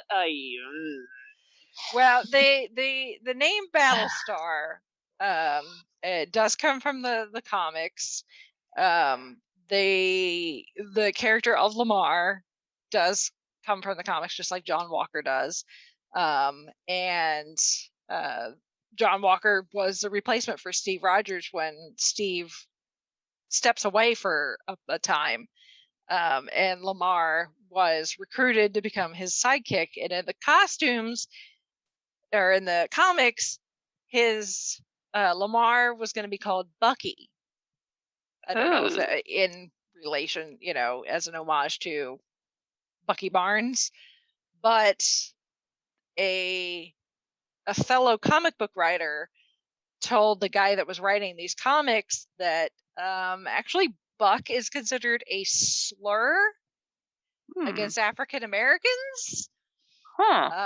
So he ended up writing, the guy writing the comics, Mark Grunwald, actually wrote into the comics of another fellow African American character telling Lamar about that, that like, actually, no, your nickname is kind of offensive. And so in the comics, Lamar changes his name to Battlestar. Okay. So that's kind of cool that they worked in why he had the name change into throwing in some like actual real life facts in there so people would learn something in the process, which is kind of cool. Oh, there you go. So, the name Battlestar is kind of like I think it was supposed to be a bit lame. Yeah. I don't know what year Lamar was introduced in the comics. I'm guessing it was probably before Battlestar Galactica was ever a thing. So one would hope. Yeah, but just those of us, you know, nowadays we just hear the name Battlestar and we just all think Battlestar Galactica. It's like, so okay. My guess is like the reason why they picked. We know what your favorite sci-fi show was. It is kind of funny. Like I was I was thinking like they did Battlestar, like star, because that's a symbol, like stars and tribes. That could be where it originally came from. It's just, you know, these things happen. All these genres and all these things have been around for so long that there's bound to be some repeats and some different things like that. So And listen, I don't remember when Battlestar Galactica first appeared, like when. Well, there was the version 70s. In the 70s, and then there was the more recent one. In the 2000s.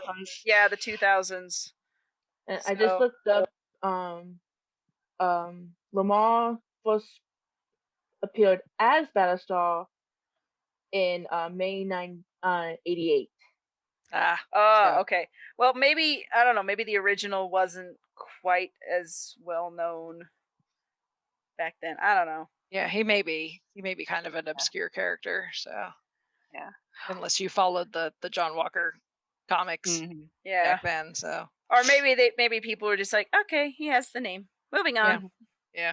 And I like too how both Lamar and Sam kind of like, we're fighting one of the 3 top categories. Yeah, the big 3: aliens, wizards, and what's the other one?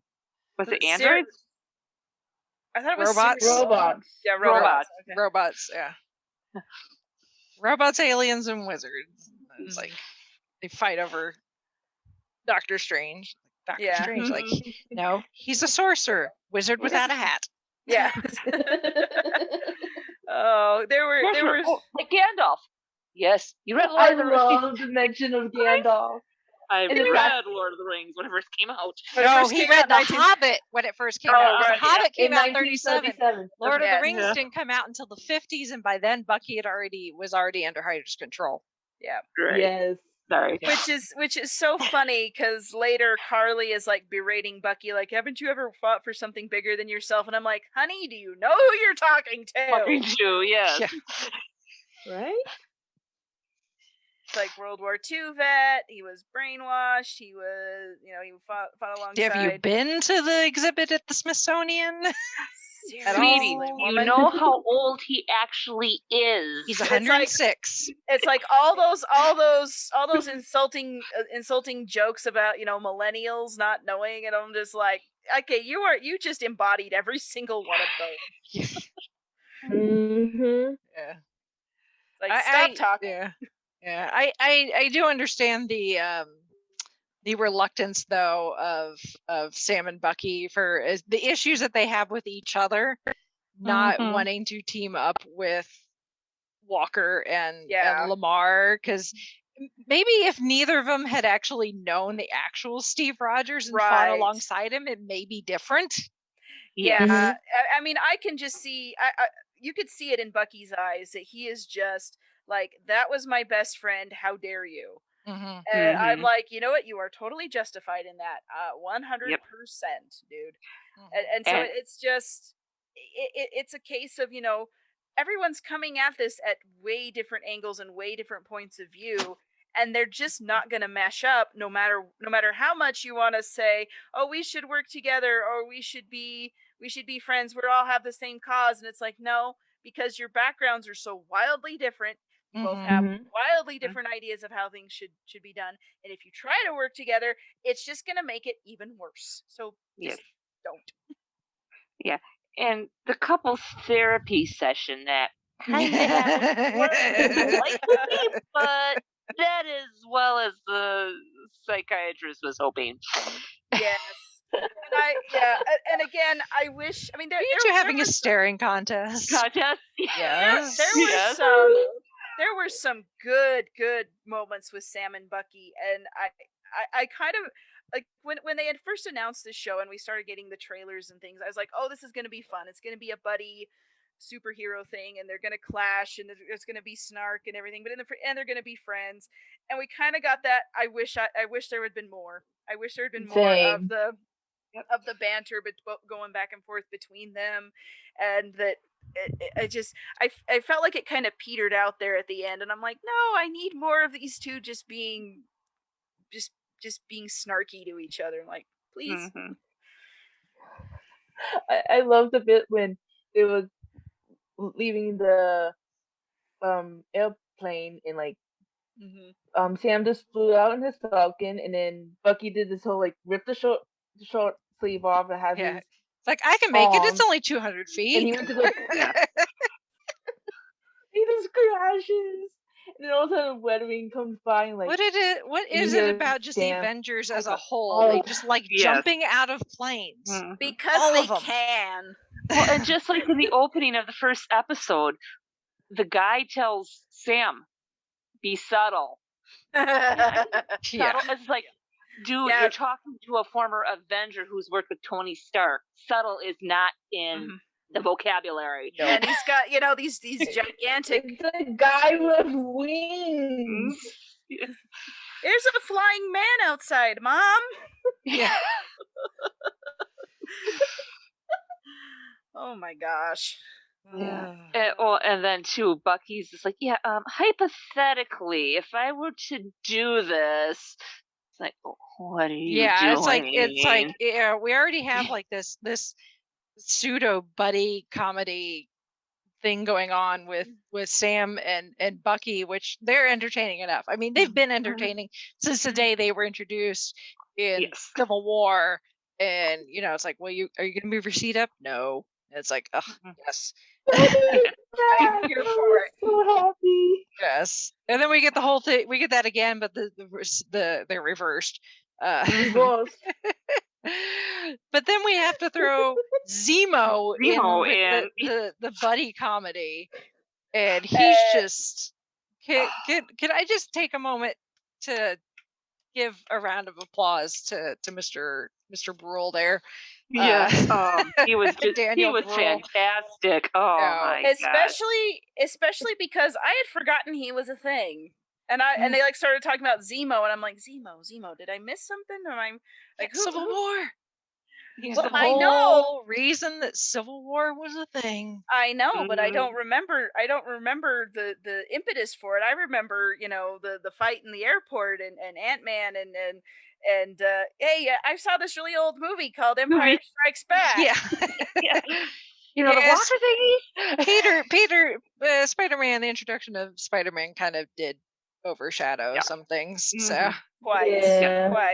I mean, and like I knew there was a fight, but like any fight between friends, after a while you kind of forget why it was a thing. Yeah. Mm-hmm. It's like, why are we fighting in the first place? I don't know, but I hate your guts. Yeah. Man, it's kind of like middle school. Yeah. Right. Well, and then Zemo asking Sam and Bucky a question, they both resound, no, or stay there, something to that effect. Yeah. Okay, you've been warned.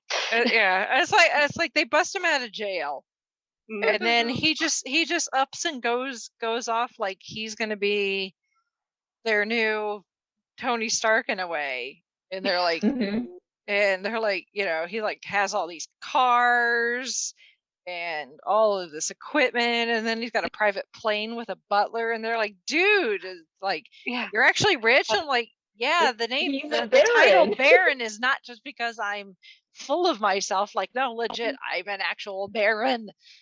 Yes. I've got old to go to money for. Yeah. This is like old money, so it's not like it's gonna run out just because he's in jail. My butler's probably known me since I've been in diapers. Yes. And he has that much loyalty to him. Mm-hmm. So, now, Zemo gets to be their bankroll, I guess, for this adventure, at least for some of it. So.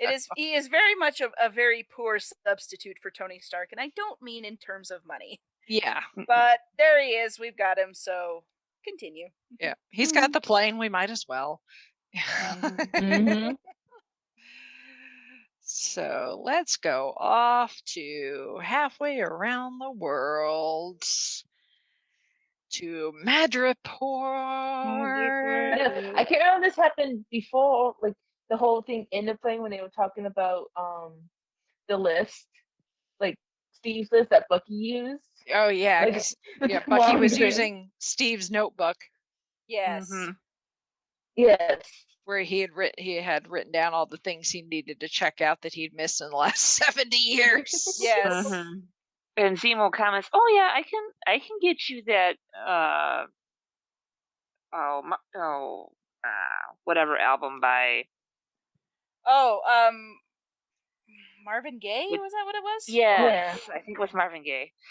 Yeah, was it Trouble Man or something like Trouble that? Man, yeah. Thank you. That's what it was. Yeah. Yeah, because that was what was when that was what Sam suggested to Steve in Winter Soldier. Yeah, mm-hmm. Like when they both met. Yeah. Put it on the list. Yep. So, but Madripoor is what's interesting is, with this series taking place in the same universe that we're used to, and it's not it's not it's not being affected by chaos magic or whatever, and it's not going to be like an alternate timelines like Loki will be. This sits in our timeline with the greater MCU.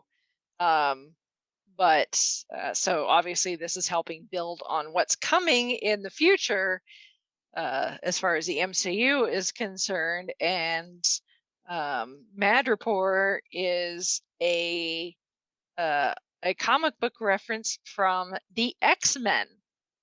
So we're starting to get some significant X-Men cuts and references. And this isn't a bait and switch like they had in WandaVision? No, I don't believe so. Yeah, so well, I'm not trusting anyone still. Yeah. So Madripoor, it's a fictional island. Is generally associated with the X-Men in the comics. It first appeared in New Mutants number 32 in 1985. When they are walking around, our lovely trio are walking around, they walk past the Princess Bar, which first appears in Marvel Comics Presents number 1 in 1988, which was actually a front for a base used by Wolverine, who at the time was going by the name Patch.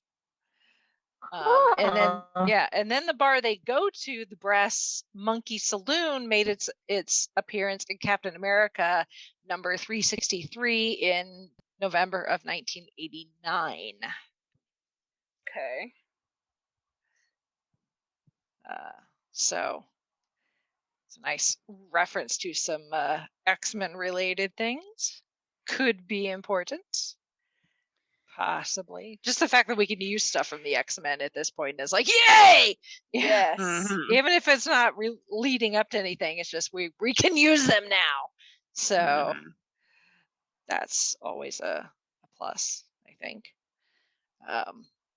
But yeah, so we get to have some fun in Madripoor with Sam drinking the most god awful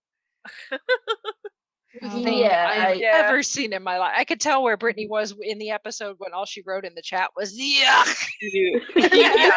I know what scene you're at. Yeah. It's like okay, if you're going to play play somebody, some villain guy, maybe you should do a little research. Yeah. Find out what his preferred diet type things are, because what they like to drink. Yes, that would be good to know. Yeah, especially when it's not something you generally find on someone's liquor shelf. Right. Yeah. I mean, you're trying to go under deep cover. I mean, you gotta know how to play the part. Yeah. But whatever. Yep. Zemo is running the show, and he's kind of being a jerk. Yeah. Zemo does what Zemo does. So, but then we see Sharon again. Sharon's finally back. Long time no see. She's a little bitter.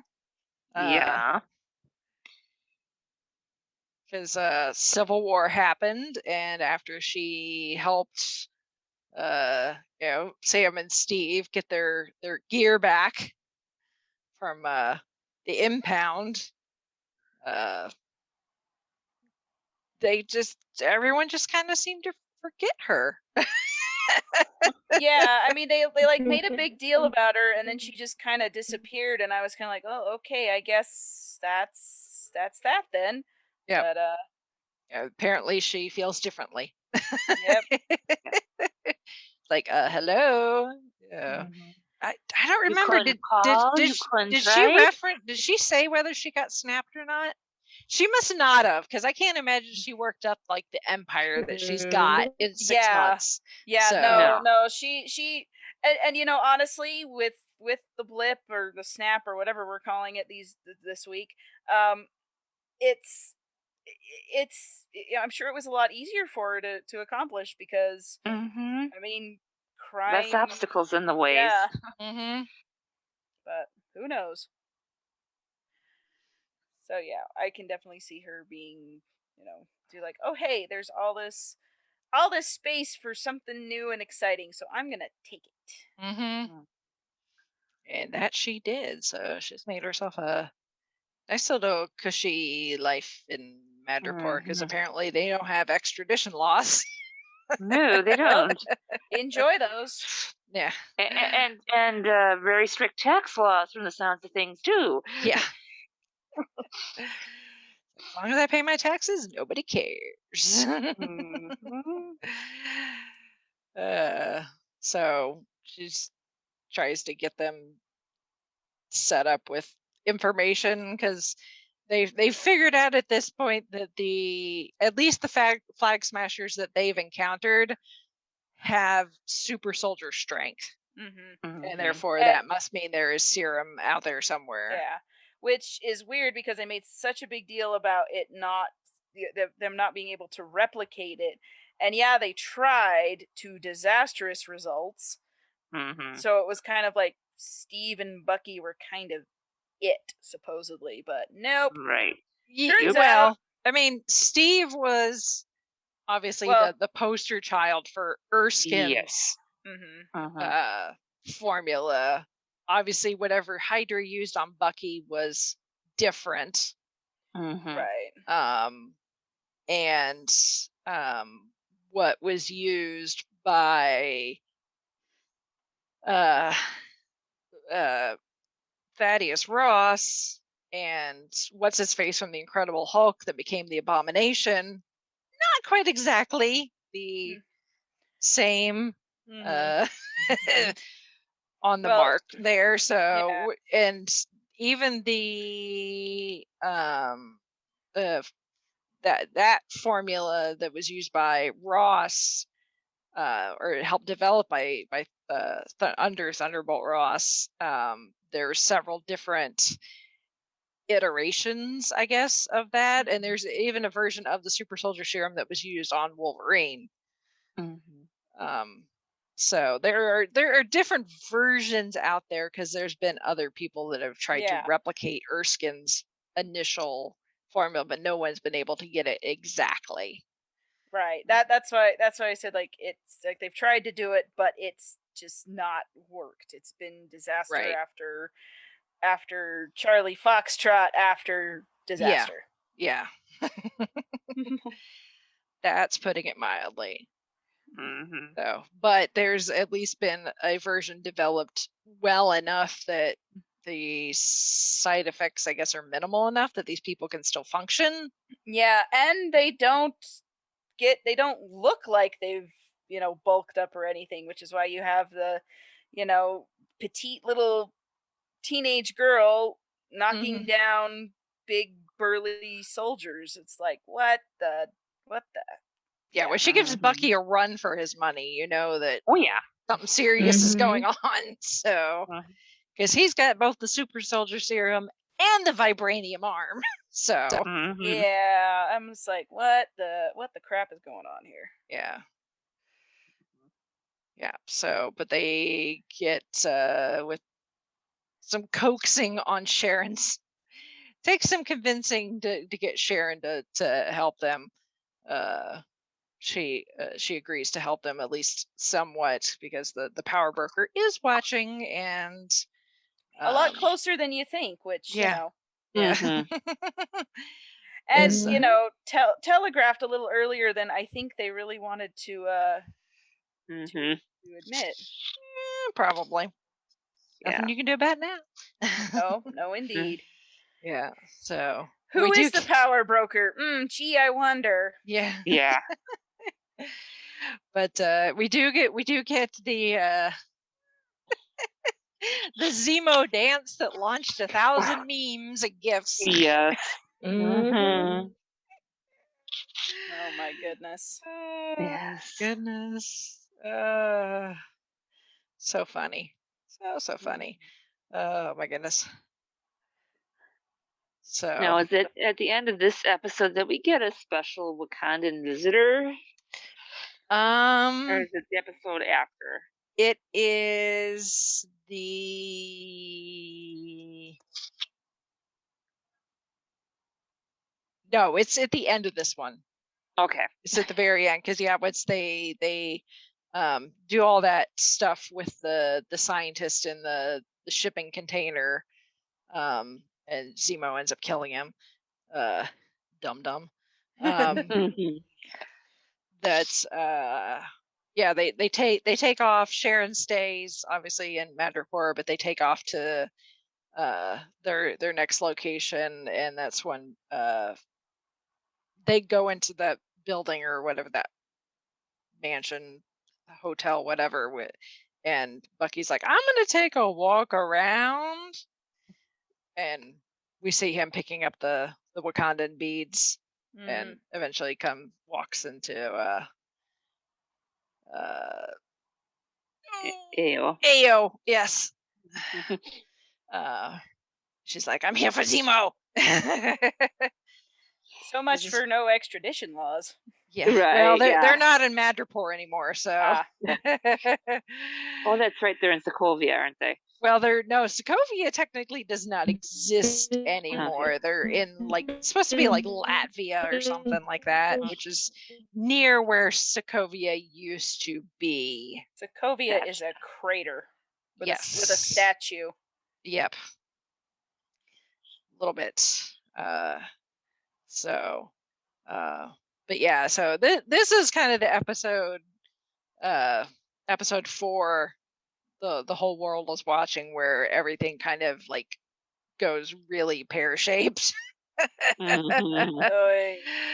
With well, first the Ayo gives Bucky 8 hours or something like that with Zemo before the Wakandans want him to dispel their own version of punishment for him killing King T'Chaka in Civil War.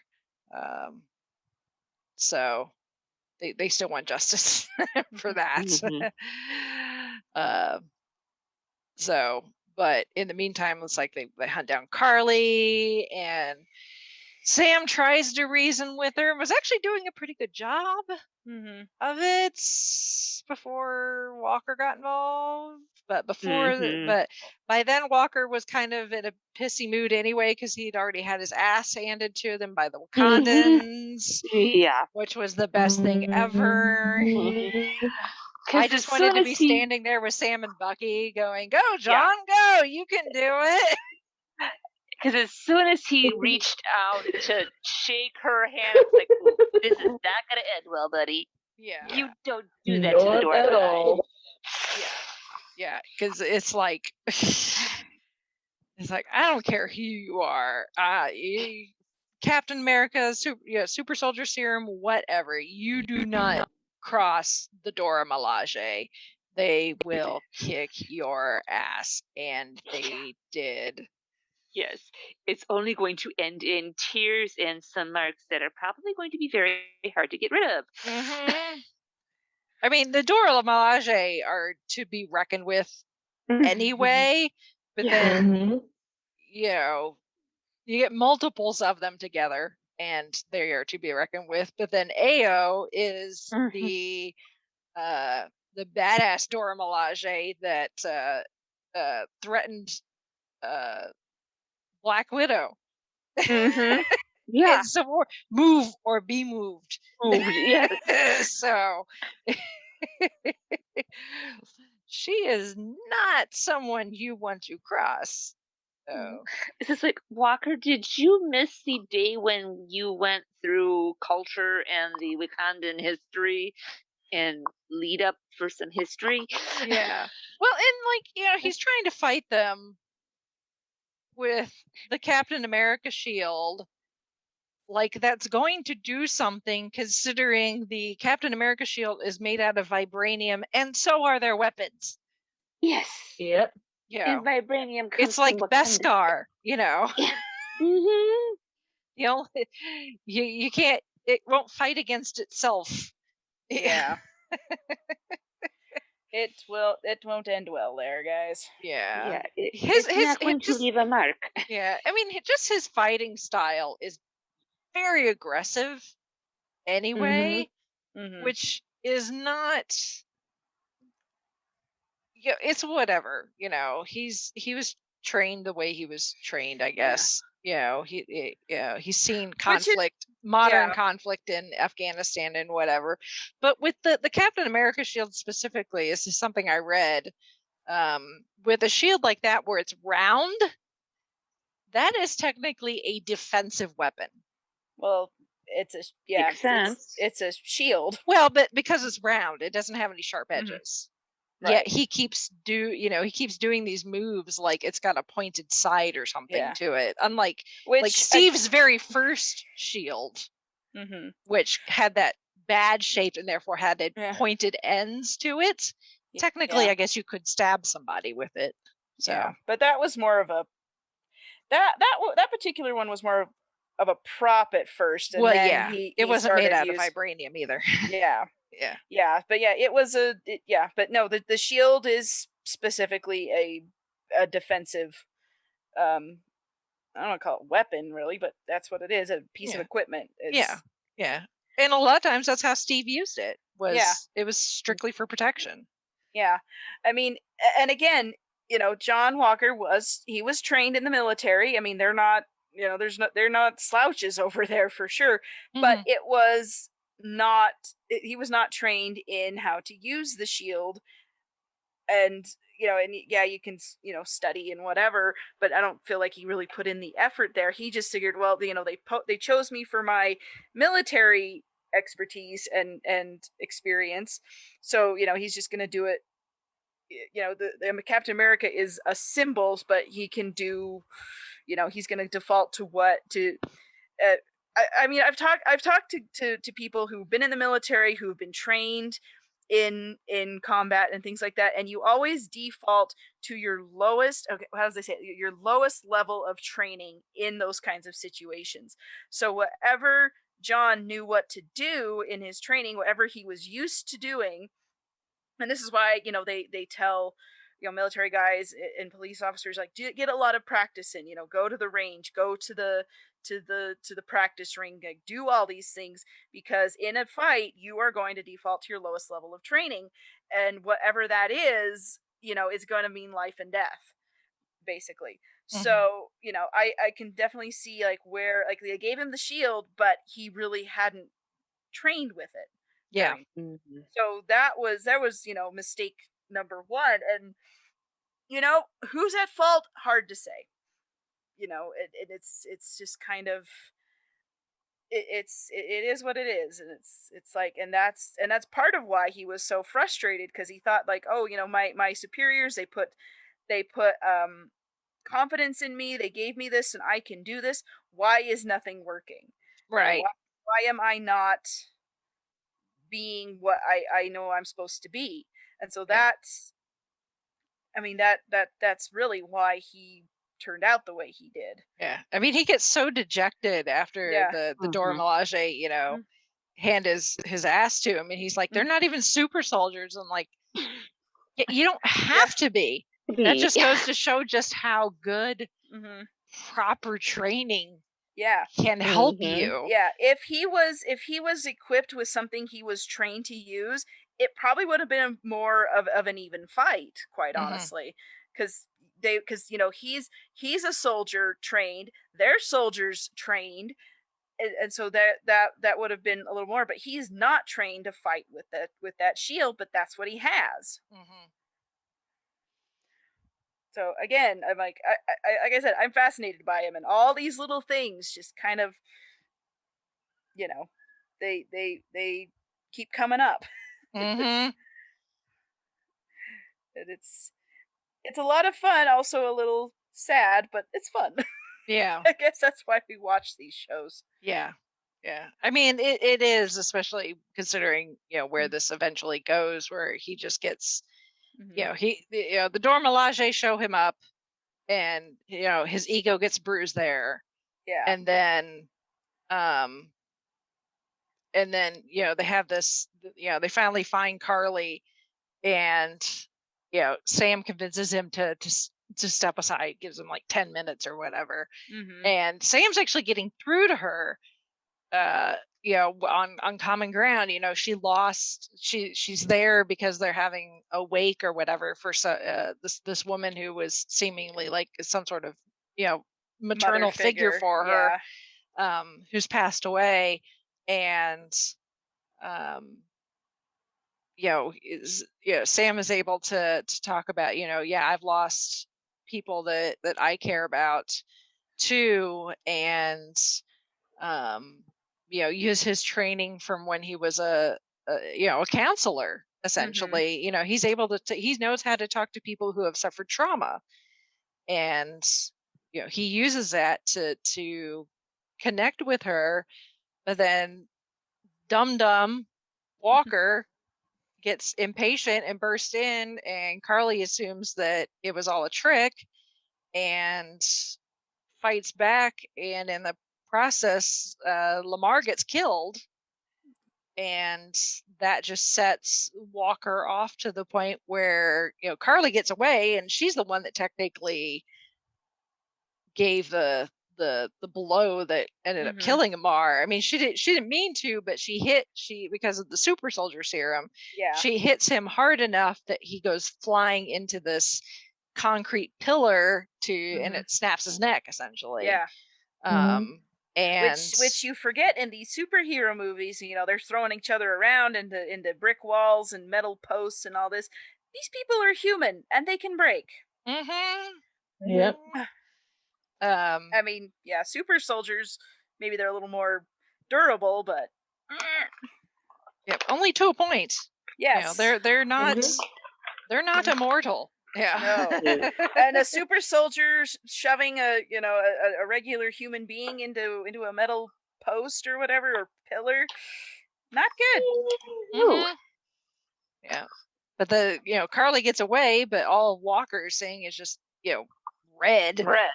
And so he goes after the next closest thing, which happens to be a member of Carly's little ragtag group of terrorists, and ends up out in the town square beating the crap out of him, and in front does to this guy what Steve would have done to Tony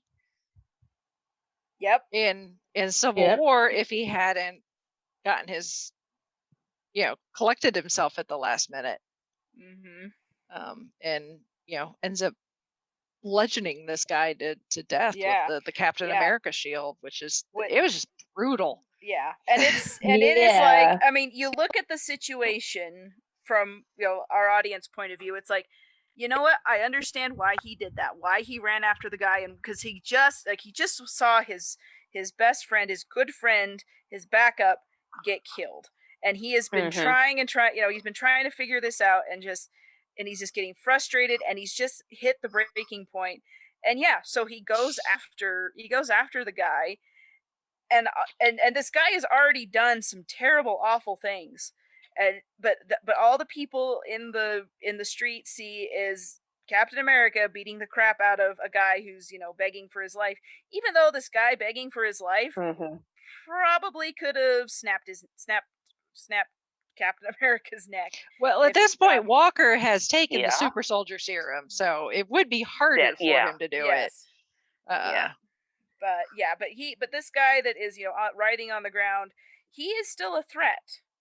Very, very much so. And it's like, but appearances matter, and that's really, I mean, honestly, from the beginning, John Walker's career as Captain America was for appearances, pretty much, appearances only. But they still, it was no different than when they sent Steve out on the USO tours. It was punch Hitler. It's just with the US Yeah, with the USO tours, they were a little more honest about what they were doing in that. In this, it was like, yeah, it was all for show, and they didn't really clue John into it, is that you're the mascot, you're not actually a soldier, but he wanted to get in and fight and do some good, fight the bad guys and save people. But really, he should have just stayed back and sold war bonds or whatever the modern equivalent would have been, because that's all they really wanted him for, to go on Good Morning America and smile for the camera. Quite honestly, record some of those PSAs. Yes. So you found yourself in detention. Yes.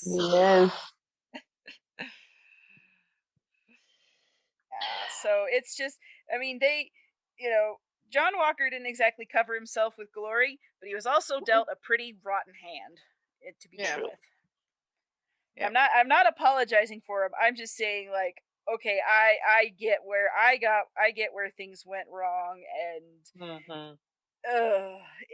it's a bad situation all the way around.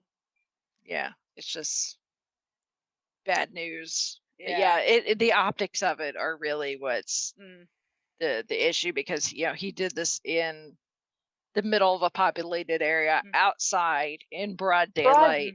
Yep. Where everybody's got cell phones with cameras on them. Yeah. And it's internet access. Yeah. Yeah. So it's like, I'm gonna upload this to TikTok and I'll be famous. Yeah. So there was no hiding from what he had done. Yeah. At all. And then my thought to myself was, nope, it's like they are going to have such a hard time trying to spin this. Yeah. You're done for, dude. Yeah, and they didn't even bother trying to spin it. They're just like, nope. You're done. Yeah. You're fired. Yeah. Sorry about your luck. And you're losing your pension and XYZ. Yeah. Dishonorable discharge, all of the above. Yep. I like how they don't call it dishonorable discharge. It's less than honorable discharge. Oh my gosh. Like, that doesn't necessarily make it sound better. Like, it makes it sound a little bit worse. Yeah, because it's like, because you can tell they're using a euphemism for it. Yes. Like, you done screwed up, boy. Yep. Right. Yeah. Yeah. And then he doesn't even have the shield because he got his ass handed to him again by Bucky and Sam.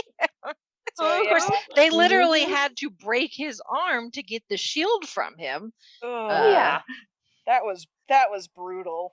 Well, he kind of deserved it. Put him out of commission at least for a little bit. So not for very long though, because he does have the super soldier serum in him now. Because one vial that didn't get destroyed, he couldn't help himself and had to do it, and it did exactly what essentially Erskine said, where it amplifies what is already there. Yes. Yep. And which is why it needed to be, and we've talked about before, this is why Steve was such a good guy, because he was already a good guy. But government experiments, they gotta take the shortcut, they gotta take the easy way out, and it's like, oh gosh, guys. Yeah. So now we've got Walker having to deal with the fallout of this, so him getting fired essentially. We've got Bucky going after Zemo and turning him into the Dora Milaje, which was nice to see. And I know Ayo was very happy about that. So he's off to the raft. Now, is there a reason that they sent him to the raft and not take him back to Wakanda, or did they just, I think it's because of the raft is just it's because it's in the middle of the ocean. It's more isolated than even Wakanda is. Okay. Yeah. And it's actually designed to contain like the worst of the worst, I guess.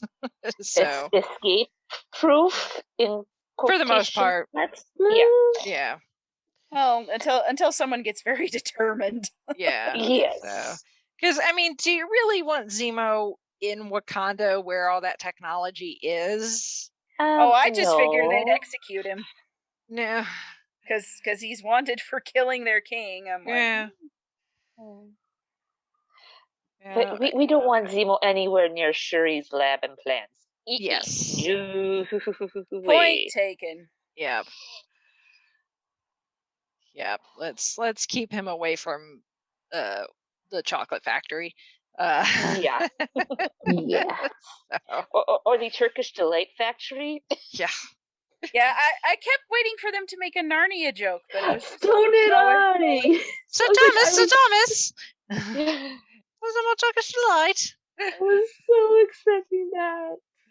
So does that make Val the Snow Queen? Yeah. yes.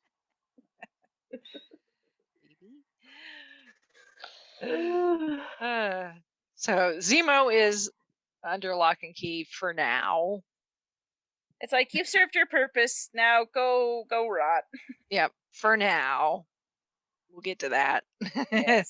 I don't believe this is the last we will see of Zemo. It's just funny. Like they introduce him so they can, so Bucky and Sam can get help finding the serum, and they're like, okay, you've outlived your usefulness. Go away. Yep.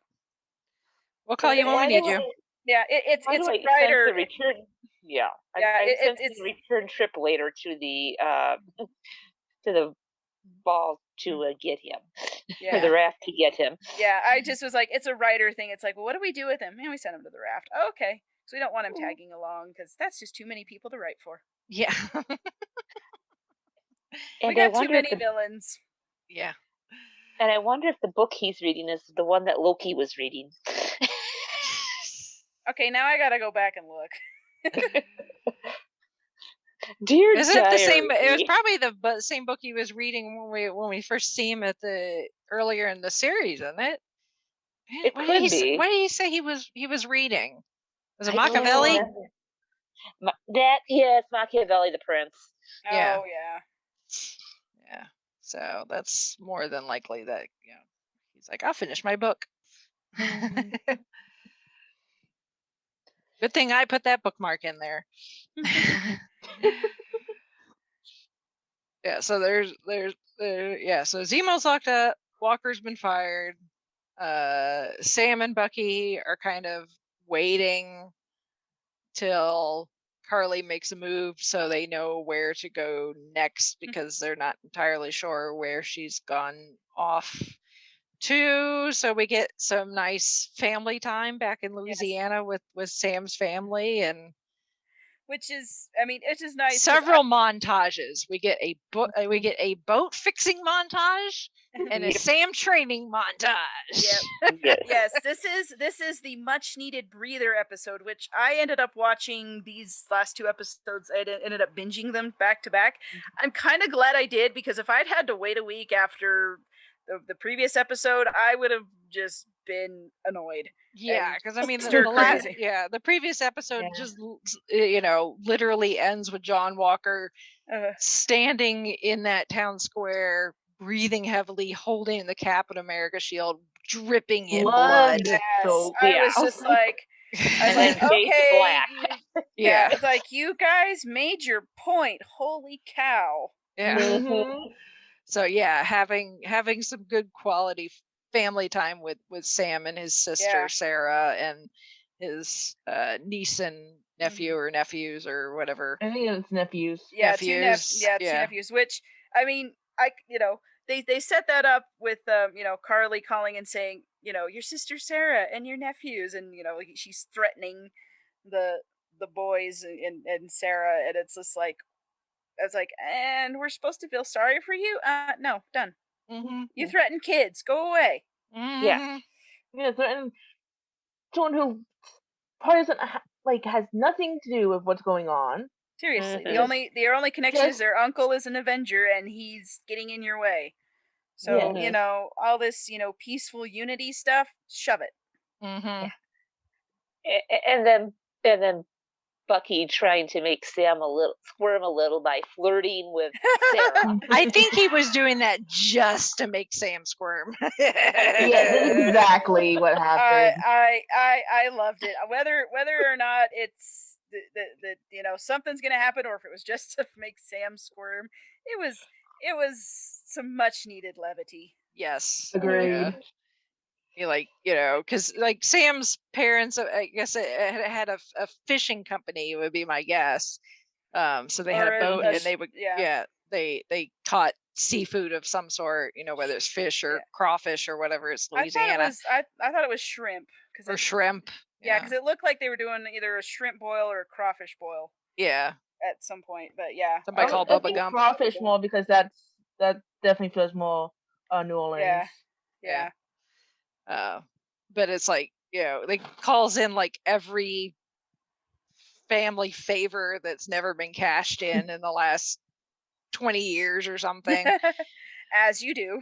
And right. Everybody's like, oh yeah, great. I've always been willing to help out your parents and your family. And he's like, come on down with every tool you've got, and help us fix this damn boat. Because it's like they can either fold the business, but the boat is not worth selling because of the amount of work it needs, or they could try and fix the boat and keep the business going. But either way, that boat needs fixing. Yep. Right. And Bucky and Sam are so proud of themselves. They're just like, okay, we think we know what the problem is. We're going to fix it. Do it before Sarah gets there. And then she walks up, sees him, says, I told you it wasn't that. Mm-hmm. Like, quit messing with that part. That part's not the issue. It's like, who's the expert here? You or me? Me. He's like, I've been dealing with this for 5 years. Yes. Oh my goodness. She's like, I'm the one's been keeping the business afloat. No pun intended. Right. Do I go and fix your Red Wing when it's broken? No. No, he's got Torres to do that. Yeah, right.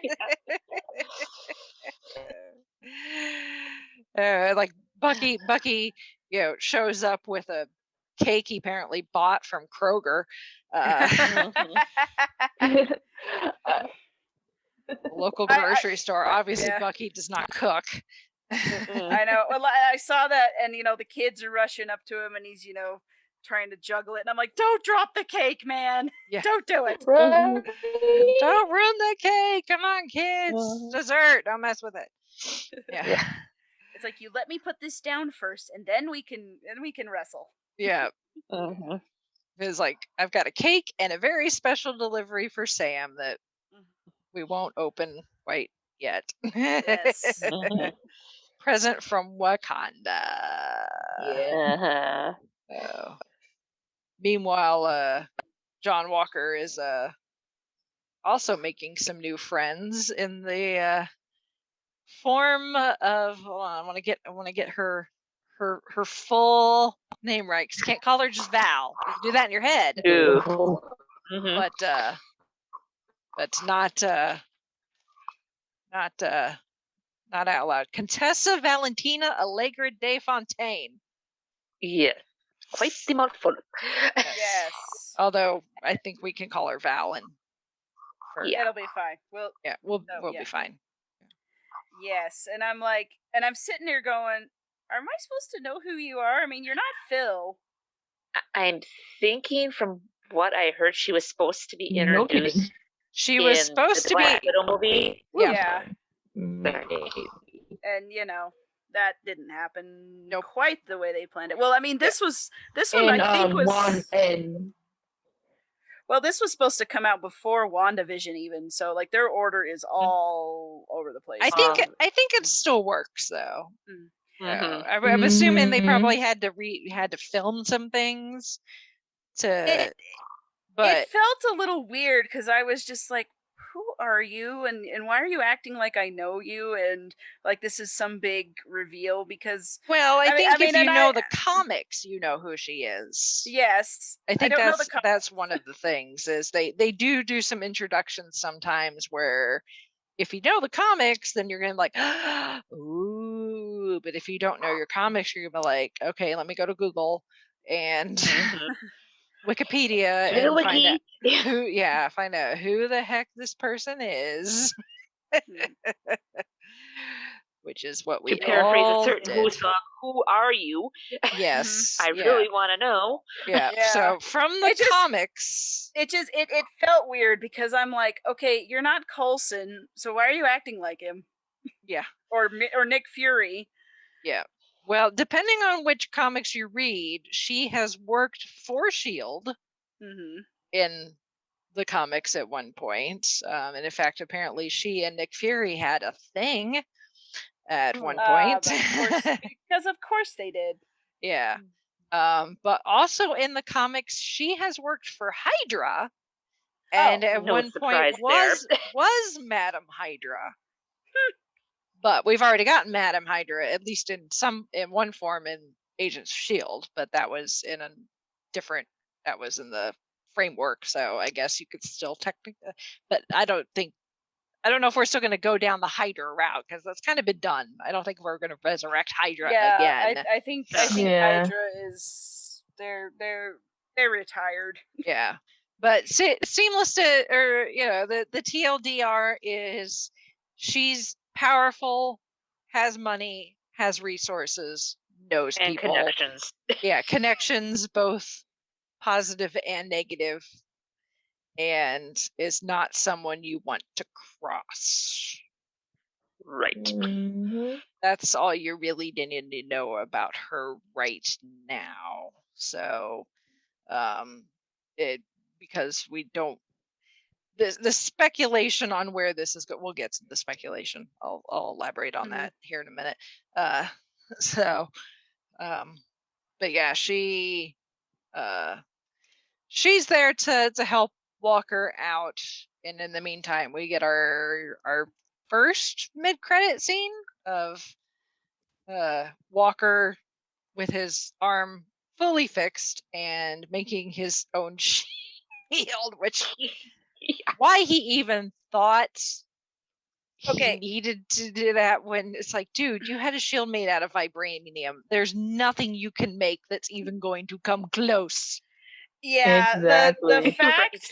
Okay, so they make this a mid-credit scene or post-credit, whatever it was, and I'm like, oh, okay, so he's gonna go do his own thing, and then it ends up the shield just kind of gets mashed up in like 5 seconds anyway, and it's like, why did you guys build that up so much? I mean, yeah, he is doing his own thing, but the shield is kind of, I don't know, it was so weird. It's like, why are you making I think it was a symbolic thing for him. Yeah. More than anything, I think probably there was a part of him that knew it was like the shield is not going to do jack squat in an actual combat with anybody, but to him, just the symbolism of it, meant so much, and why he added his own medals to it. It felt like an odd thing to spend a mid-credit scene on. That's I think more for us, it was just for us to see that he's not giving up. He's not done yet. I kind of wish they had swapped like the ending with Sam getting the suit and not showing it with the mid-credit scene, because I'm like, that one would have had a bigger impact, I feel like. Yeah, I could see that. Yeah. I would agree with that. Yeah, because Sam opens it, but it's like Pulp Fiction, and you're like, "What's in the box?" Yes. I'm like, "Oh yes, that build that one up. I want to see that." Yeah, that's definitely. And hope that no one has seen the Hallmark ornament yet. Right. Yeah. Well, yes. Or for those who did, it's like, I know what's in the box. Yeah. Oh goodness. Sam gets a new outfit. Yep. Oh, but that leads us into our last episode 6, One World, One People, where everything culminates in a big battle, essentially. So because what else would they do? yes, I mean, so they're not. Sharon shows up to help out. Kind of. Yeah, help in quotation marks. Help. Yes. Like, do we really want your kind of help? Well, okay, I guess. Yeah. Given the circumstances. And yeah, this is when Carly's little ragtag team of everything kind of starts really going off the rails. I mean, like, she's like doing her typical little pep talk thing, which, I mean, that feels like all she does. And like, and the people, her little group, they're looking at each other like, do we really This is not what we signed up for. No, I mean, like, they're kidnapping the GRC people, and they're setting the truck on fire so they can't get out. And they're like, this isn't what we want. Like, we want peace, we want to be heard, we want to have people listen to us and listen to our concerns. We don't need to go around killing people. But she's just like, no, we have to do this, and like, at any means necessary. Carly's like, burn it to the ground, and if we burn with it, so be it. Yeah, and I was just like, okay, guys, I was like, what are you gonna do with these guys? I really wanted to see the rest of the Flag Smashers turn on her and just like refuse. Maybe after kind of like a Scar moment from Lion King, where Simba throws him off the cliff, and there are hyenas are like, yeah, and they're the ones who destroy Scar, not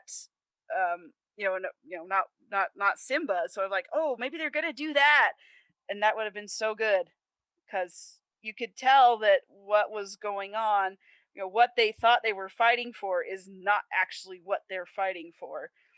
And it's just like, yes, everything is different, even for the people who are feeling like they're being left out and forgotten. And you guys are gonna have to come to the table, and you're gonna have to talk this out like rational human beings and not use violence. And where's the fun in that? Okay, yes, there would have been childish. There would have been a fight, yes, and then Carly would have been taken out by her own people, and then they would have been like, okay, what can we do? Yeah. Yeah, but that's not the way it. I know. I expected that, because they felt like they were, or something like that. I felt like they were setting up something, like they were going to turn on her, because she was just like, what she was asking was just not what they wanted. Yeah. But well. Live and let live. I'm learning to live with my disappointment. Unless you're Carly. In that case, no. I'm like, That's because you don't cross the power broker. And your choice in making friends or making deals with, you should really have reconsidered. Yeah. Quite. She just got so wrapped up in her like ideals, and was just so convinced that what she was doing was the right thing. She may have had good ideas in the first place, but the methods that she wanted, I mean, yes, you want to be heard, you want to have your concerns listened to and taken seriously, and you want to talk to the people in charge.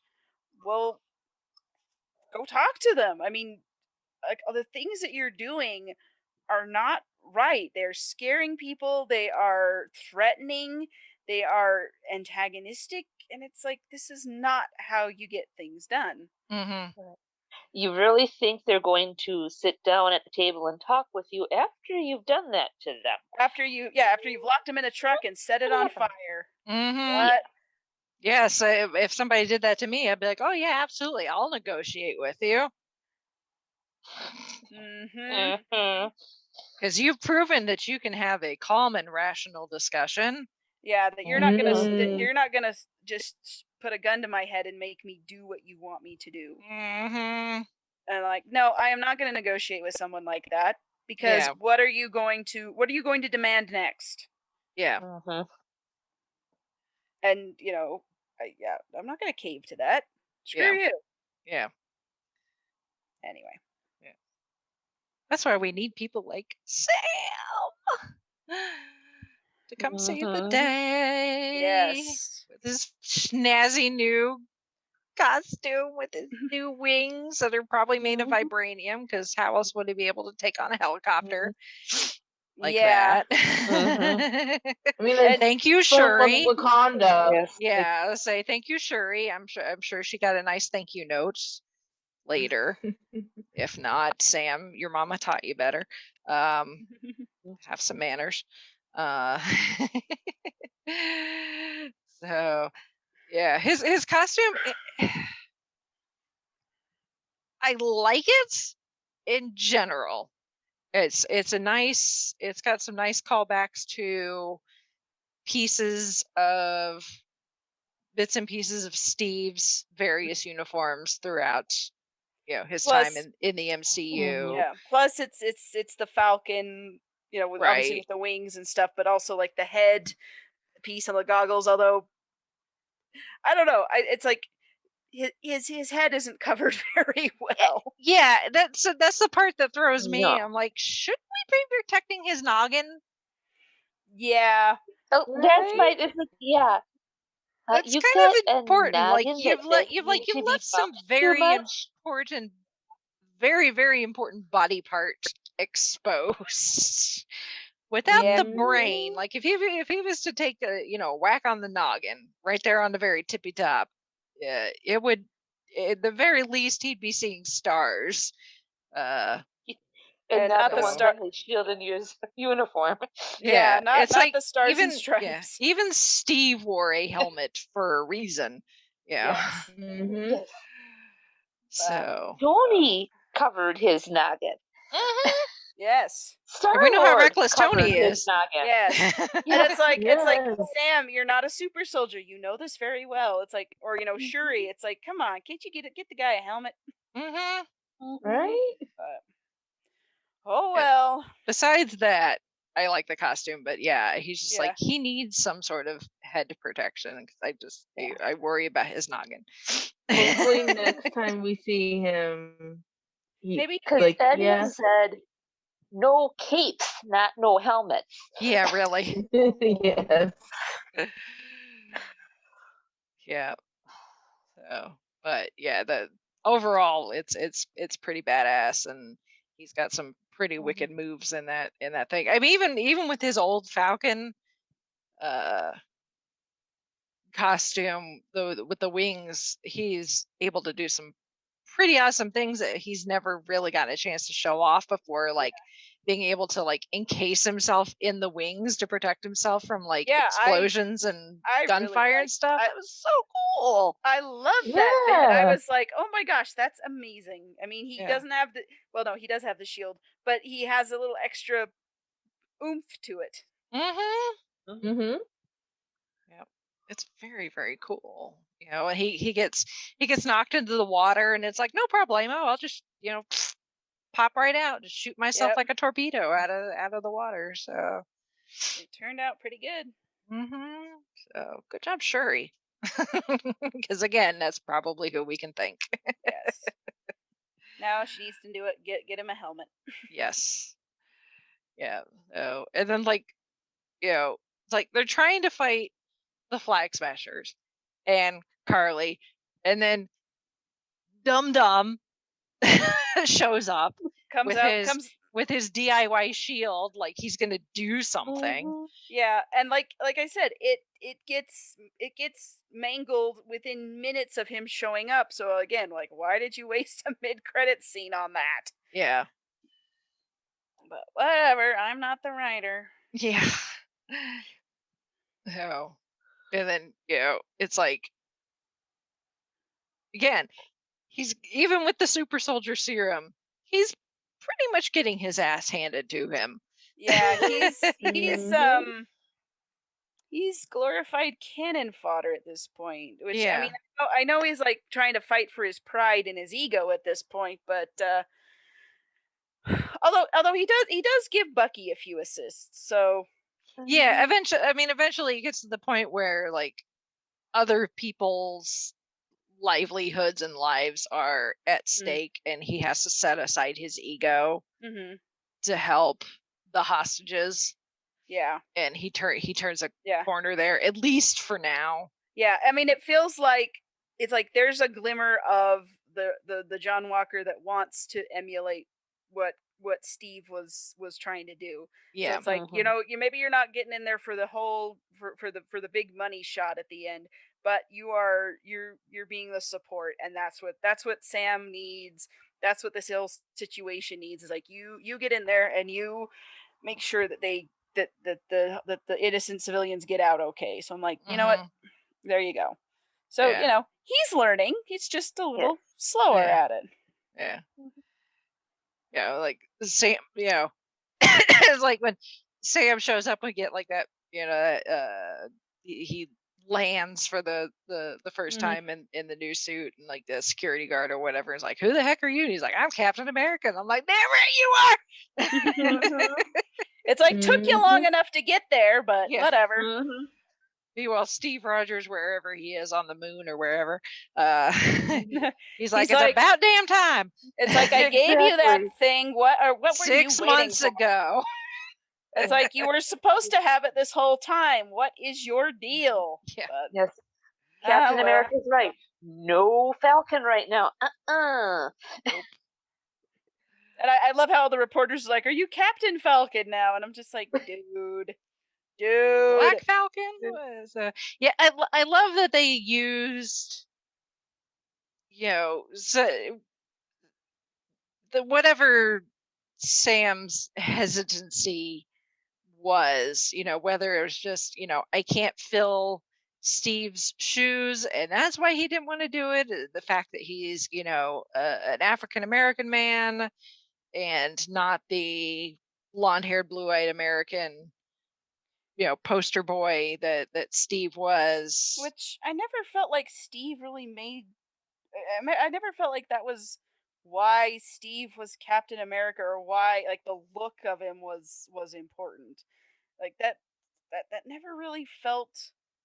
I don't think it mattered to like Erskine and why he picked him, but I think probably for as far as the military propaganda and selling war bonds, it probably did, because it's like, oh, look at this tall, handsome guy with his chorus line of you know, girls behind him, you know, at these shows selling war bonds. So it made for a good look. Yeah, I'm not talking about in universe. I'm talking more about like. Oh, you know, you know, outside, you know, from our point of view as the audience, it's like, it never felt like that was like, they finally, you know, were bleeding about, you know, blue eyes, blonde hair, and I'm just kind of like, when did that become an issue? Like, but you know, whatever. Yeah, you don't know. Not my cup of tea, but that's just me. So, as far as looks are concerned. Yeah, it's sorry, Chris, but not anything against him. Well, it wasn't so much the look of it. It's kind of like, I mean, I have blonde hair, blue eyes, and I'm just kind of like, what's wrong with that? But you know, I mean, I know like the historical background, but it's just kind of like, okay, we're not all. It's just kind of the, you know, stereotypical quintessential American look, right? Yeah, and I get that, and I get that there's some baggage there, but at the same time, it's kind of like, you know, could you tone it down a little bit, please? Yeah, really. But you know, it's maybe they'll get into it in the future more of why Sam was just so hesitant. But I mean, I'm okay with it being, you know, Steve was just such a good guy, because Bucky even said like, and you know, that's why he was upset with Sam, because it's like, well, if Steve was wrong about you, he must have been wrong about me. And you know, Bucky's trying to dig himself out of, you know, this hole, this pit, this guilt. Yeah. And you know, Steve was the one who was like really pulling for him and believing in him, and you know, helping his friend out. the fact that Sam rejected the shield at first really hit Bucky, not because Bucky thought, oh, you need to, because, you need to do this because Steve told you. It's because, you need to do this because Steve needs to be right about you, because then I need to believe that he was right about me too. And that was like Bucky's lifeline at that point. And it was, I'm fueling my ego. It is, I need to know that I'm still a good person, that I can still, that I can come out of this. And, yeah, that was a powerful moment when they were in the therapist's office, and Bucky finally admitted that out loud to himself. That it's like, he trusted Steve's judge of character so much, and he didn't want Steve to be wrong in his judgment of him. Yeah, I mean, and you could sit there and be like, well, that's not a rational thing, but you know what? Given what Bucky's been through, he's not really in a rational place. So you gotta give him something. Well, that was kind of his only lifeline. Yeah. Because who had faith in him during the Civil War? It was Steve. Yeah. Who busted him out? It was Steve. Who saved him from getting killed by Tony? It was Steve. Yeah. And you know what? Maybe Bucky does put Steve on a pedestal, a little too much. You know what? Given what he's been through, he's entitled to it. Exactly. Yes. Yeah. Well, I mean, when he got captured by Hydra and essentially experimented on and turned into the Winter Soldier, I mean, his literally his identity, who he was before that, was taken from him. Yes. And he is finally back to a point where he can define who James Buchanan Barnes is now. And he doesn't know. He doesn't know who he is now. Because all that he had pre-Hydra was Steve. It was just these two punks growing up together in Brooklyn who didn't have two pennies to rub together. Yeah, and like Bucky was always the one stepping in and saving Steve from the bullies and getting him out of scrapes, and then all of a sudden the roles are reversed, and now his confidence is shot. Even though, but then he's still like, well, I've still got my friend, and so we'll make it work, and it'll be all right. But Steve's gone, and so he was holding on to, well, Sam. He's holding on to Sam because Sam was the person who was there for Steve when Bucky wasn't. Yeah. Yep. And they were able to bond over their, they were both military guys and from different eras, but there's still that military, that military people. They're cut of a certain cloth, and they're therefore it's like there's definitely a bond of brotherhood there. Yes, for those who serve, which is, it's one of those things that I find fascinating about the military, and a lot of my friends who have served. I'm just like, you know what, you guys are awesome, and it's so cool that you have this outlook with each other. Yeah. But, so it's like, the Shield and Sam are kind of like, Bucky's final kind of tangible things that he can connect to Steve, and he can't lose those, because then he's left to fend for himself, and he doesn't know how. So yeah, it's still part of his healing process of, getting out of where he was. Working through the trauma and everything. It's fascinating that it's kind of similar to WandaVision, working through trauma, yet so different, but like the general like DNA is kind of still there, and makes it cohesive. Yeah. Mm-hmm. And there's some really great themes there that they have done some really good work with. Although they kind of dropped Bucky's a little bit there at the end, I will say, but we'll get there. Yeah. It's like they've got Bucky's, but it's like you've got Sam's baggage, and then Bucky's baggage, and then to kind of have them, and they're kind of button heads. Yeah. For multiple reasons, but then they're kind of brought together when we are introduced to Isaiah. Yeah. And finding out that there was a whole group of I don't know if they specify if they're all African American. I'm just under the assumption that everyone that Isaiah was with, they were all African American. They didn't really say. I don't think. I'm just going to assume that they were probably all African American. That there was this whole group of soldiers, people in the military, presumably all African American, who, once again, that there was people who apparently didn't listen to Jurassic Park. Just because you can doesn't mean you should.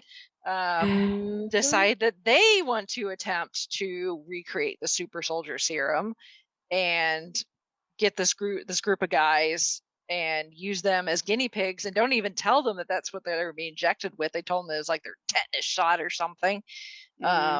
And all of them kind of, because the formula is not right, all of them end up dying essentially, except for this one guy, Isaiah. So they're like, oh, well, succeeded with this one guy. We must find out why. Let's experiment on him. And it got to the point where he just, he pulled a Steve and went and rescued some people that had been, because this is during the Korean War. Yeah, Bucky said he fought with him, or he met him during the Korean War. Yeah. So he pulled a Steve and went and rescued some people using his new super soldier abilities. And unlike Steve, who gets, applauded and awarded for his actions, this guy gets locked up essentially and becomes a guinea pig for the military, to the point where he has this nurse that takes pity on him and helps him fake his own death so that his family will stop worrying about him and move on with their lives. And then the government, being the government, they keep the whole thing hush hush, so they never knew that there was essentially a black super soldier out there. Yeah, good old government entities taking the cheap and easy way out. And him sharing what he went through, and the stigma of all of that and the trauma from that, kind of gives the three guys something to all kind of bond over. Isaiah and Bucky can bond over being experimented on. And then Isaiah and Sam can bond over being African American men in potentially positions of authority, with some power. And bringing in Isaiah in, who is from the comics. It's like his grandson ends up being part of the Young Avengers, I want to say. Eli, he becomes a Patriot in the Young Avengers, so we will more than likely see him again as we get to the Young Avengers, who are coming slowly but surely. Oh, Jared just handed me a picture of Patriot, and he's got a shield that looks like Cap's that he had, in the 40s, the USO thing. Mm-hmm. Blue kind of tunic, white pants with a red stripe up the side, red mask, gold belts with something, and black boots. It looks really cool. Yep. Yeah, Jared says he's actually a really cool character. Yeah. I think it'll yeah, and that too, it's helping lay the groundwork for the next generation with the Young Avengers. Because, like I said, I think more than likely we will see Eli again, with some of the other Young Avengers that are coming. Yep. So that's a thing that's happening. Yes, it is. So that's a good thing. So, but there's some.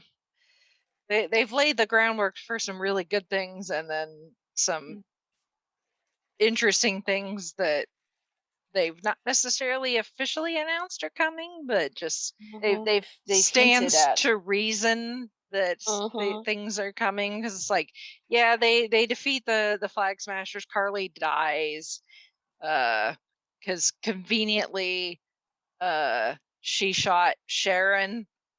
Because Sharon had just shot the other guy so that he wouldn't blab that Sharon is the power broker.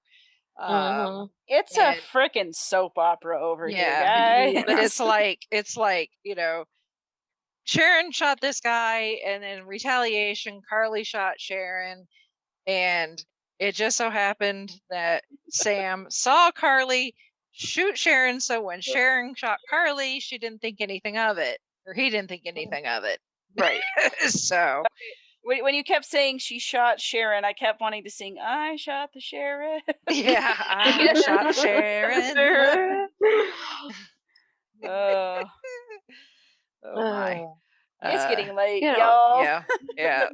So and it's like, and Sam didn't hear anything because you would think with his suit he would have some listening capabilities of some sort. He'd have to think to use them. That's the thing, and true. Nothing at this point that Sharon has done has made them suspect that she is anything but their friend who got the short shaft when it came to like pardons for her participation in Civil War and everything. And that's the only reason why she's acting the way she is. It's just no pardon. Yeah. So it's like, in the few, the 4 Flag Smashers that got captured, Zemo gets the last laugh. The butler did it. The butler is waiting for them, and big bomb blows up. Boom. Even though one of the guards is like, leans over and says, "One world, one people," and they think, "Oh, we're gonna be rescued." Nah. Nope. The butler did it. Yeah. Which I think is hilarious. Yeah. I do like the butler. I kind of want him to have his own movie. That was great, actually. Oh my goodness. And then so Zemo's safely on the raft for now. And then Walker is completely teamed up with Contessa Val. And he's given the moniker, one of the monikers that he actually used in the comics, U.S. Agent, which just sounds so goofy. Yeah, it does. It does. It's either that or Super Patriot. So take your pick. That was one of the other names he went by. So. Who are you gonna call? U.S. Agent. Yeah. Okay. Yes. Like your insurance agent, because that's what it sounds like. Yeah, I was like, maybe, you know what? Why don't you just go the whole hog? Call yourself Son of Washington. There you go. Yeah. Jeez. Yeah, it's a little bit. But yeah, so the general idea is that most people are under the assumption that Walker will return, probably with the Contessa, because we are getting a Thunderbolts series. And from what I understand with the Thunderbolts is they were started by Thaddeus Thunderbolt Ross, the jackass that he is. God, I hate him. Great actor. Hate the character. That is a sign of a great actor. Yeah, I can see why nobody else liked him. Yeah, I can see why Rhodey hung up on him. But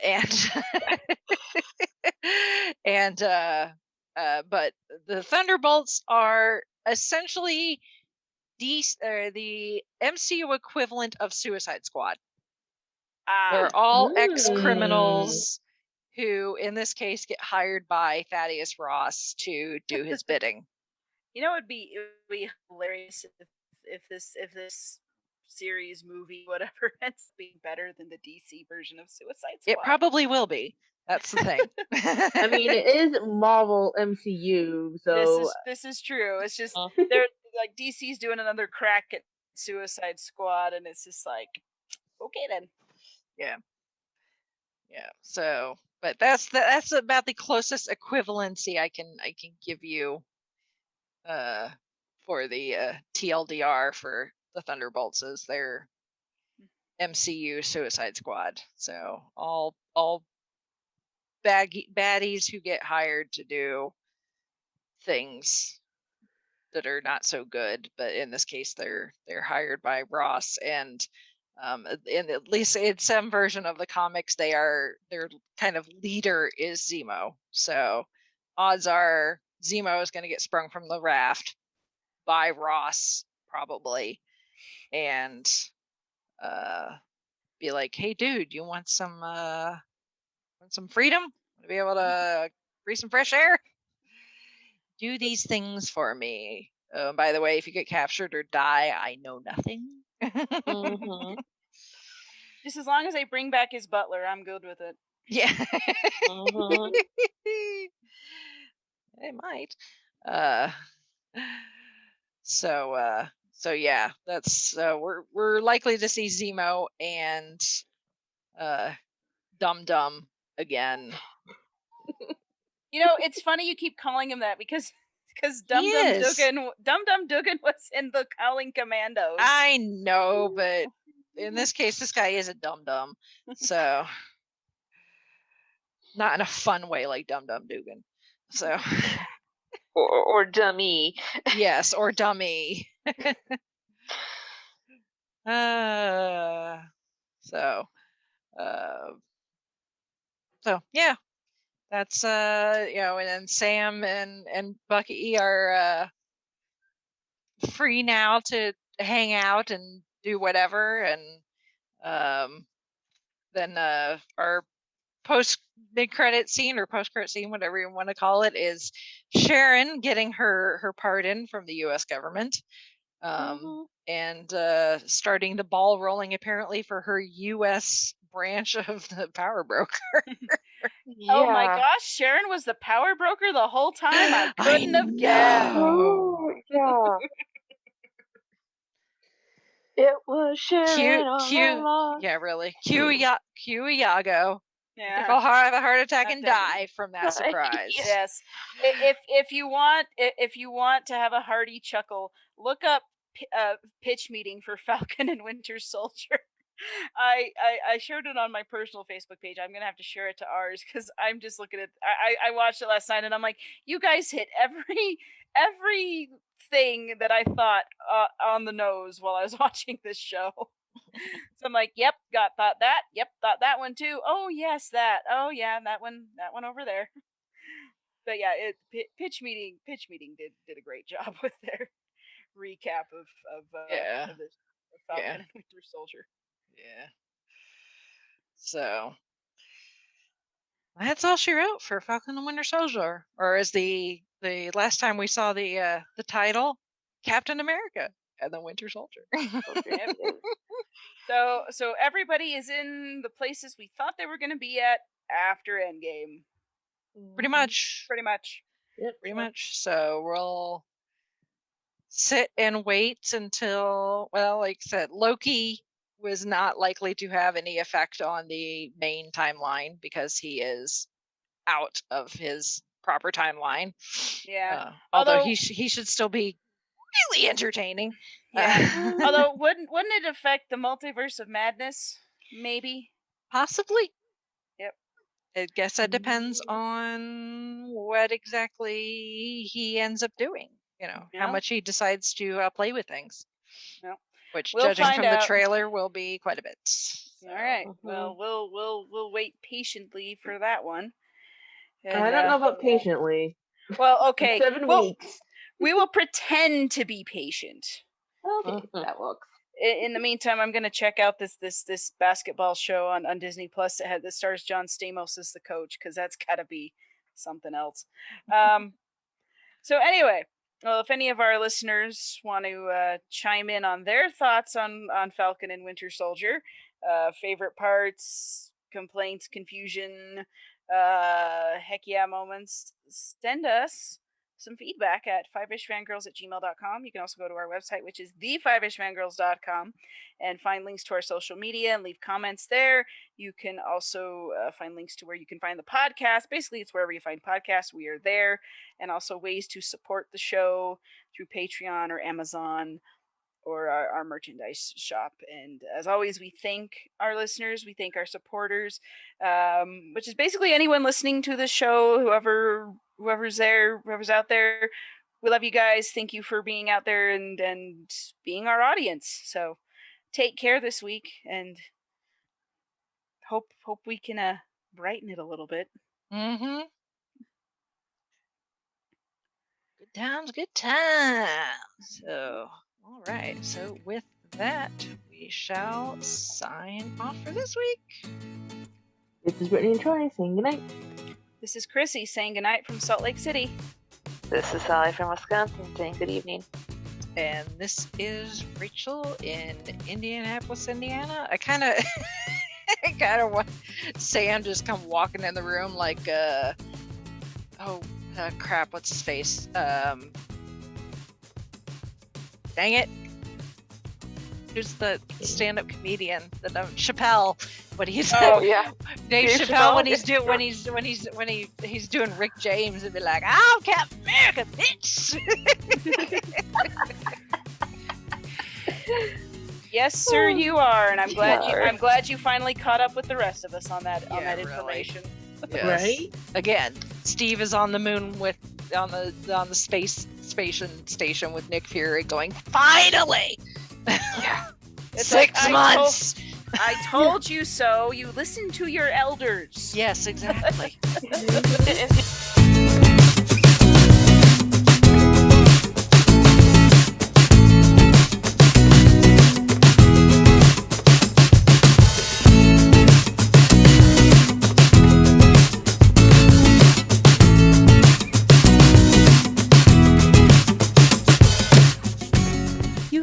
Listening to the Five-ish Fangirls podcast.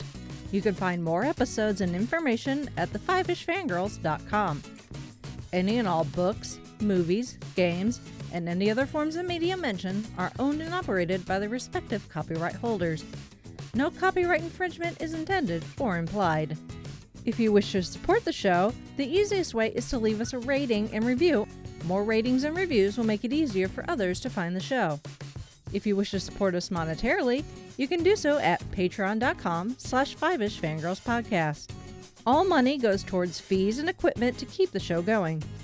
For official Five-ish Fangirls merchandise, visit redbubble.com/people/5ishfangirls. We love hearing from our listeners and encourage feedback. You can email us at fiveishfangirls@gmail.com. You can also like and follow us on Facebook at facebook.com/5ishfangirls. Thank you so much for listening, and may the squee be with you.